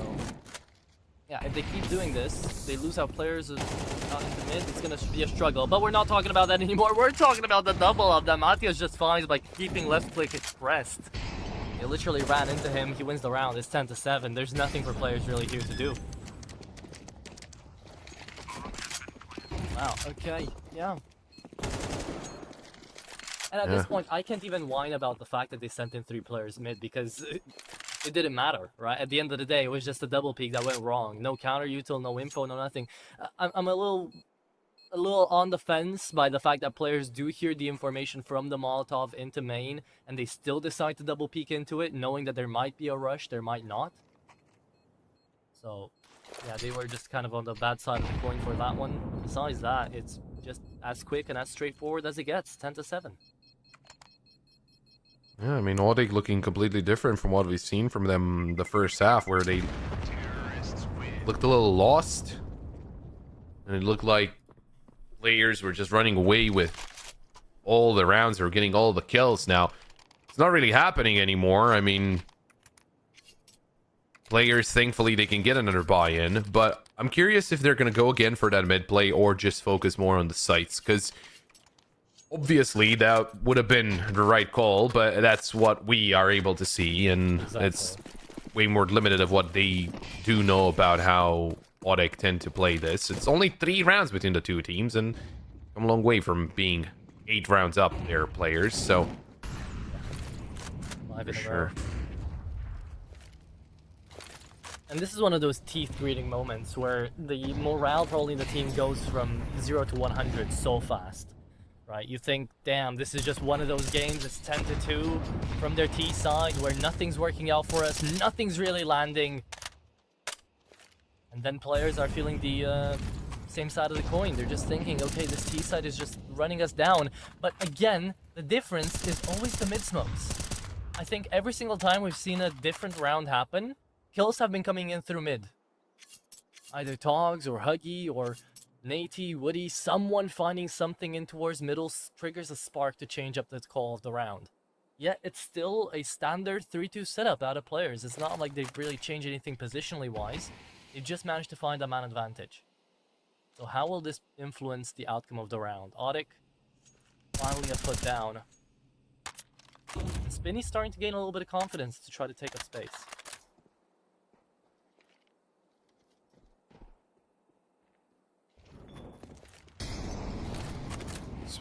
Smokes and mollies. Where's the B site? But Anubis still closer to the A site. That's gonna pull off some rotation, some repositions. Still a player in mid, Huggy. Oh, if he gets a skill on Dogs, that's important.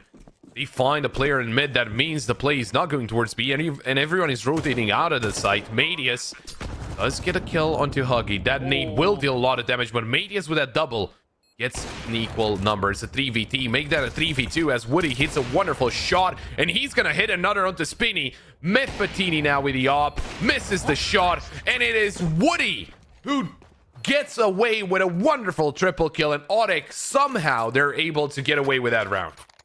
And now I'm just watching the same T side from the first half play. Like, 2 kills at the advantage here. Huggy gets out with 2. For free, by the way, 5v3, and they're 1-by-1 peek into them, and Woody's just allowed to get away with this, right? I mean, I don't know. This was Mythpatini as well, kind of whiffing it away a little bit, but yeah, damn, I'd be calling an attack pause too, because this is getting way out of hand. From 10-2, we go back up, pop 10-8. And now a force buy coming in from the favor of the CTs. They lose this one, it's equal. It's 10-10. What we thought would have been a quick 2-0 out here for players aside might be turning into one of Audix's best comebacks. Yeah, it's going to be a big problem if they lose this one.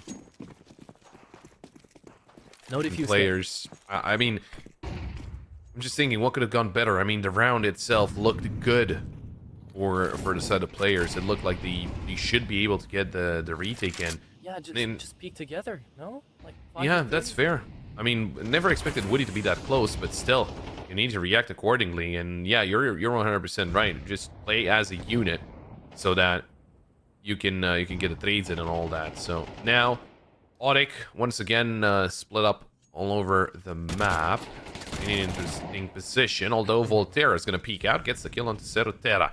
XNS gets aggressive and punished by Matias. There was more or less no reason to get aggressive like that. I do want to point out that Matias was having a very bad game in the first half, and right now he's 12-10. He has been on a revival, and he's been doing really, really well. Famas Volterra dealing a lot of damage. Spinny finds Matias, but Togs gets a kill onto Mythpatini. So now Spinny has to leave the site because he's low HP. Takes the duel, and yeah, it's an easy kill for Togs. Wow, and Woody finds Huggy. He was never expecting Woody to be in med. No one did. I mean, Woody himself kind of got outpaced by the rush down in towards canals, so he was just waiting in with the bomb actually to try to figure out where he would have gone. And by that point, would rather just take a long time out and play with a Tech 9 to actually get in there. Okay, 10-9. It's 7 in a row here for Audic, and I can't believe what I'm watching, but it's an eco as well from players. There's not a lot of chances for them to take this round, especially without how with things have been going. Should be 10-10. Should be an absolute banger of a comeback here for Audic. And it does start out with a bang as Spinny gets taken down. I mean, I'm gonna be honest, all of the games of Anubis I had the pleasure of casting lately, I've never seen T-side be this dominant, especially for both teams. right? And it is absolutely surprising the way that Audek have been present in this one. Cerutera with the kill onto Volterra, opening up another way into the B side after they got that initial kill. And even if they rotate in time, there's not really a lot of hope right now for the side of players. Mythmatine and XNS, the only ones trying to cover for this round to try and deny Audek 10, but there's no way you're able to do it. A flawless round from Audek to tie this game up.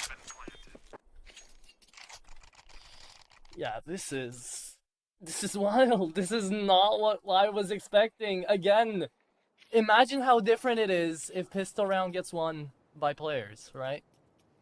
10-2 turns 11-2, most likely 12-13, and that's it. But no, Audek take pistol and decide to take 8 in a row, and here we are. Double digits on both sides now, and it's down to round number 21. It still could be the end out here in a 2-0. It's not like the game is over. But it's also, with this momentum, not looking likely. Will they be able to put up a single round onto the CT side? That's the question right now, Pop. That's genuinely what players and we are asking them.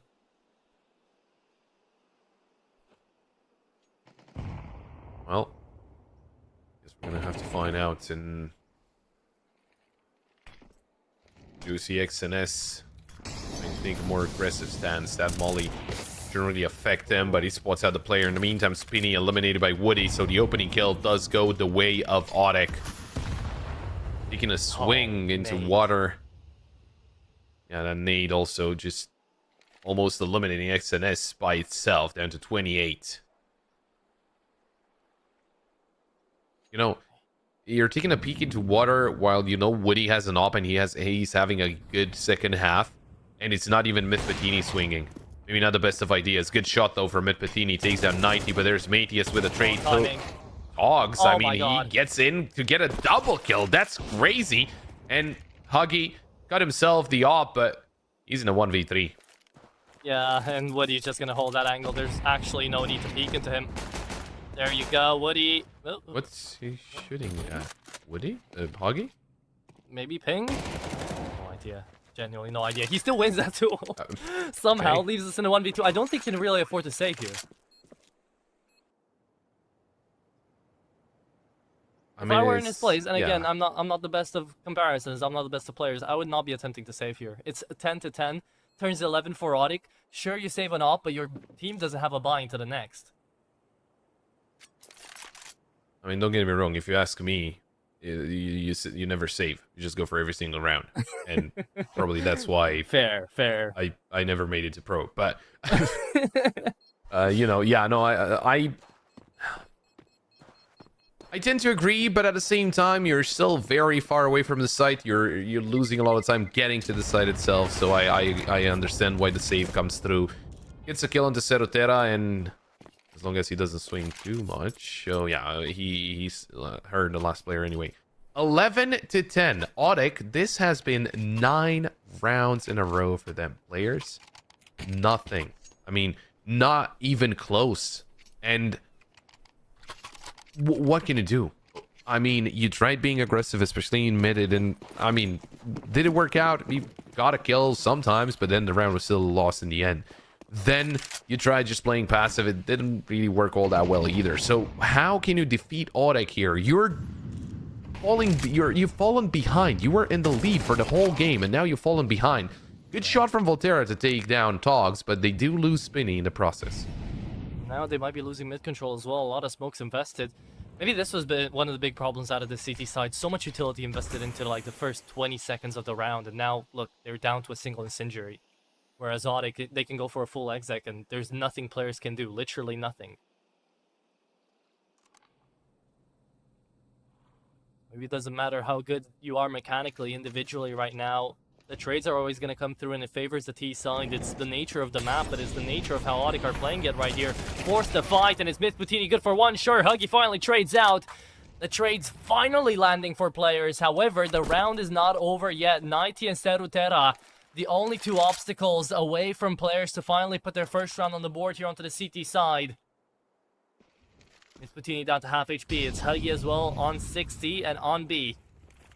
Sees the smoke go down towards him, flash there as well. That's what I was talking about, utility, man. It can be very disorienting for the players who are working with nothing. As it's gonna be an A rush. Audek are going for it. 2v3, they've got to hit it. They've got to go for it. And players, I love the fact that they rotate early. Thankfully, they pick up on the Q. 90. Drop the molly. I'm gonna be pushing through it. Throws the nade for good measure. Huggy actually taking a lot of damage from that. Bomb planet. 90. Trying to get up close and personal. And takes down Huggy. A second kill onto XNS. XNS, it seemed like he didn't even know where the bullets were coming from. And now it's Mythbutini. 1v2. Is he able to make it at least into a 1v1? There we go. 90 eliminated. He should know vaguely where Serratera is. So that if the you bomb... come on, you're running out of time. Yeah, he's waiting quite a lot. Repositioning. Taps the bomb. And a missed shot. No. It's another chance, though. Serratera didn't commit to the peak. He is going to do it now. And Mythbutini. Does he have time? He's got yes, time. He Barely. does! Oh my god, Mythbutini, I was actually having my fist clutch for that because finally, it comes down to a 3v2 and players were about to again royally screw it up. They peek in so slowly from camera side, they know they're getting pushed, they see that nade, it's full W for me, right? That's what I'm thinking. Like, they should be getting in there. No information. Like you were saying, XNS had no idea where the bullets were even coming in from. If Mythbutini doesn't find that clutch, this is map point on the board for Audek out of a 2v3. Wouldn't have even been a single CT-sided round, and players would have gone down the fray. Now it's an actual fighting chance. Round number 23, and the game's not over yet, Pop. And maybe this one round breaks the camel's back. Is this the way they can get it done? I mean... surely that's going to give them something to think about. Huggy, though, taken down by Nate. A good find. And also, look at that. XNS is by himself defending the A side with only an MP9. Volterra pushes through the smoke, and that's the wrong call as Togs gets a quick headshot. It is a 5v3, and players, they have to save because they have no money in the bank. Audek will be reaching 12, and they will have a chance to tie this game up. Oh my goodness. Oh my goodness. This has been insanity and a half.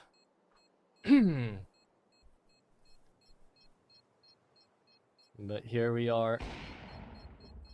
Mythbutini finds one. Spinny going down here is absolutely criminal too. They're going in on the hunt. This is the right play. This is the correct play. It's just tough to see that the CT side is forced to actually fight these rounds. 12-11. Look at the money. Maxed out. Yeah. They had to go for something. And again, the fact that Spinny dies there is criminal. Has he gotten more than 2 kills this entire half, by the way? Spinny? Don't think so. Yeah. No, I think not even. I think that's the case for a lot of their players. They were not really getting kills at all. But now, no, Huggy has been keeping it up, trying. Mythbutini too, but Volterra, he was 16 and something yeah, by the end of the first half. 16 and 8. Something like that. Oh, Mythbutini. Yeah, surely. Oh, it doesn't even not get even a away with kill. one. Yeah. That's wow. I think this is the end. I think Audek take away their own map pick here. That could be the case. Medius takes down Huggy. Woody with a kill into Spinny. And a trade from Volterra, but there's XNS going down. Volterra's all alone. This has been an absolutely insane Anubis. To see a 10-2 first half. And for it to end like this, unless Volterra pulls off a crazy 1v4, this is an absolutely insane comeback from Audek. And, you know, we were doubting them, but they're about to do it. They're about to come back from a 10-2 deficit to win 13. To even win in regulation is absolutely insane. Yeah, it's absolutely crazy. Volterra can't even defuse anymore. It's time. It's past his time. It's past his due date. This is 13 on Audek. Out of a 10-2 split, we said this would be a monumental fumble out of players, and that's exactly what this is. a single round, a single teeny round out here for players on that CT side, and it was given to them by a single individual. Myth Butini tried and tried as he might. He failed in bringing these teams success in a 2-0 fashion, so now they've got to struggle on a tougher map, on Dust 2 out here, and players, well, they might be looking better for them. Audic, this is actually a map where they can go toe-to-toe finally, because this is just going to be about the mechanics, and so far, none of these two teams have been allowed to play mechanically. It's just been the battle of IGLs and Absolute cinema. absolute cinema. You Yeah. got it. Well, after that, we have to take a break for sure. We'll be right back and we'll see the third map.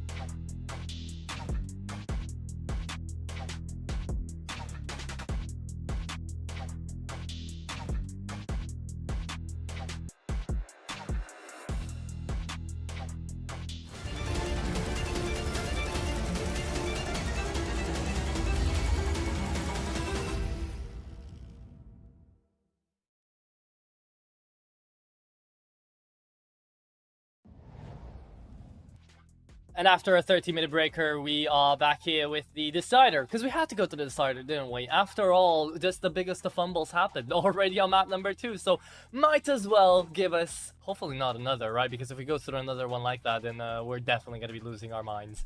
This is Dust 2, and I genuinely have no idea what to expect now, Pop. Maybe you do? Maybe?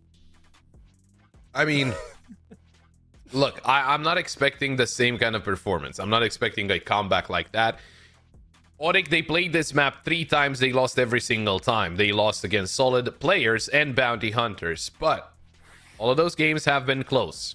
And for the side of players, well, obviously they won against Auric like 2 months ago. Make that 3, closer to 3. Their most recent results are actually losses against Uno Milanese Lost Laser, but this is a map that they are comfortable with. This is a map that they have 64% win rate on. Good win rate on both CT and T side. I mean, it just feels like a very good map for players, and it shouldn't really be up for discussion. But then again, you know, with the percentages, they kind of lined up, right? Because players, they were able to win Ancient, and it wasn't necessarily too one-sided. Auric, they were able to win Anubis, although with a huge comeback. Otherwise, it would have been, you know, players just winning 13-2. Yeah. But now on the third map, Auric, with that comeback behind you, are you going to get even more pumped up for Dust 2? Or are you still thinking... Wild.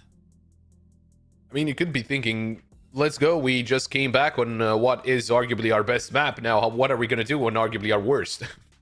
Bro, can you imagine, you know, being in the shoes of Auric, struggling on map number 1, 16-13, then a 10-2 split, and you're thinking everything is down, everything is dead, there's no chance for us to come back, and just that feeling of that rage-induced, just I showed you, ha, moment of being able to close out that second map, that alone would fuel me for like 3 best of 3s to come. I don't know about you, but that would be putting me on such a high momentum, energy-based game that now going on to Dust 2, I'm presuming to just see either one, Auric coming through and like 13-5ing, or 2, struggling on down when it comes into like actually, you know, finding some momentum and then being too happy, too excited to get in there and actually being taken down off the bat. So I don't really know how this one's going to turn out, but we are going to be jumping into the last map. Yeah, you know, no one knows. And it should make for an interesting one. And I do think I did maybe miss here that we are ready. We are. Yeah. There we go. Oh, let's go. It is. So we're jumping into the game. Players on the CT side, Auric on the T side, and for Auric, if I remember correctly, I'm gonna double check. CT is actually their better side, or at least in the games that they played in the past 3 months, which means that those 3 games that they played. But let's see what they can get done, as Auric, they're waiting for players to kind of get aggressive, and players, they're very much focused on a potential A play, not really having a lot of defense towards me. It's only XNS with the dualies. Okay. Mid to be taken. Auric be playing a slow round. At least it's not getting to their heads, right? Not off the pistol round at the very least. They come back 11 rounds in a row. Now, time to be looking alive. Players, take long control. No one checking down towards short, though. This is going to be one of those rounds, isn't it? They all drop into CT or some wild thing. They plant away. Either that or Myth Poutini finds 5 right here, right now. You know that Smitty clip where he says, "It's okay, guys, I got 8. Don't worry." I think so, yeah. That could have been Matthias, but it's not gonna happen. There it is. It's gonna be one coming through. Hug does manage to find the trade back. Myth Poutini, maybe he will hold on by himself. Wait a moment. Bomb planted. 2v3. And a P250 trying to get back in there. 1 CT, 1 in Gandalf, and 1 still trying to come up into short. It's taking a long time there for the dualies to make their presence known, but maybe they shouldn't have even tried. Tap away, P250 connects, and that's the P2K bringing it back in from long still, 1v2, and can he find anything? Woody is going to fall. Myth Poutini indeed saves the day. And there it is. I only have one question. Okay. How is Myth Poutini still alive? How is he allowed to live so much? Like, I don't think he was in ramp. He should have been the first player eliminated, and Auric had no idea that he was shooting at them, and they were next to him, right? Boy, was he shooting, right? Yeah. No, he went through like a whole mag to take down 2 players that were not even looking at him, but you know, players, they're not going to argue with it. They'll take it. Kills nonetheless, right? Kills that managed to win on the map. So, here's me getting ahead of myself. The round barely started. Maybe. I doubt it, honestly. But, you know, we can be dreamers. Either way, though, Audic, they're force buying into this one, as to be expected, after 4 kills and a bomb plant. There you have it. M4 onto Mythputini. Did you change sides, by the way, now that the M4 has been swapped around to 2.9k? On all of them? Are you still an A1S boy? A4? I was mostly an A4 guy before, and I just choose whatever's more suited. Like if I'm anchoring B, I'm gonna choose an A4. If I just rotate around, I'm playing A1S. Okay, so but I was playing A4. I mean, Yeah. most people do. No, yeah, for sure. I think with this kind of setup, you're never only having a single one of the M4s on your buy menu. I think you always have both. Yeah, that's Because it comes down to the strategy, right? You don't want to be covering a site all by yourself with an A1S, risking running out of bullets in the middle of the spray, and there's like 2 more players coming towards you, which you could take down with 10 more bullets. Oh, okay. Blocks the smoke. Let's see if that's going to take apart. Mythputini, I think he might actually have created a slight gap on the left side there. You see him just moving around. That's why he's staying there right now. He's waiting to see if anybody moves a bit towards ramp, but it's not going to happen. XNS denies on one, fully flashed away. The M4 does come in to save him, but the parlay comes late. Volterra only good for 1, as Audic now start getting a move into the bomb side. Look at Audic, they're taking so long to get in there. Just 1 by 1. I mean, Woody, he had all the time in the world to save his teammate, but no. It's 90, last man standing, running out of time here. Galil needs to get saved. It's 2-0. Players keep the advantage up. Yeah, especially as you're running out of time. To be that slow on a B push. Like, Matius, he pushed in. XNS takes a long time in what, you're thinking about an MP9, what could do against the Tech 9. Takes a long time to get that kill. And the other players are not pushing in. That was a wasted opportunity for Audic. I mean, they could have overpowered XNS easily. Especially as he was fully flashed. And they're going to take a very early tactical pause. I don't think that sits very well with them, with what happened in that round. I mean, it doesn't, taking down XNS and getting into the site doesn't really guarantee the fact that they win the round, but it was just objectively a very slow play. Yeah. For no reason. It was slow, yet I do think that attack pause here is definitely needed. It's like coming out of that high horse, right? Especially after the previous map, you see that things aren't working out as you kind of wanted them to, and they try to play that round like Anubis, right? They try to actually get into the bomb site, going 1 by 1, and manage to take out those fights, knowing they would win most of them due to util. But you can't really do that when they were already retaking back into towards the B bomb site. So Audic now have to kind of swap around their strats and swap around their perspective of how they play into Dust 2. Which, again, isn't really that hard to do because it's Dust 2 after all.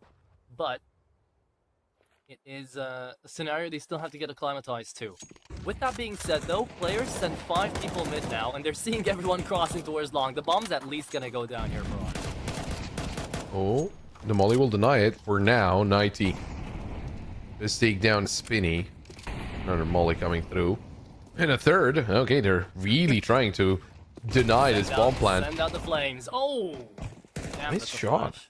Yeah, I mean, the flash was a little too long. And with that, they're going to push in. Togs takes down Hoggy. Oh, great awareness from Mythputini. And it's all down to 90. 1v2, Deagle in hand. We're actually pretty passive about it, considering how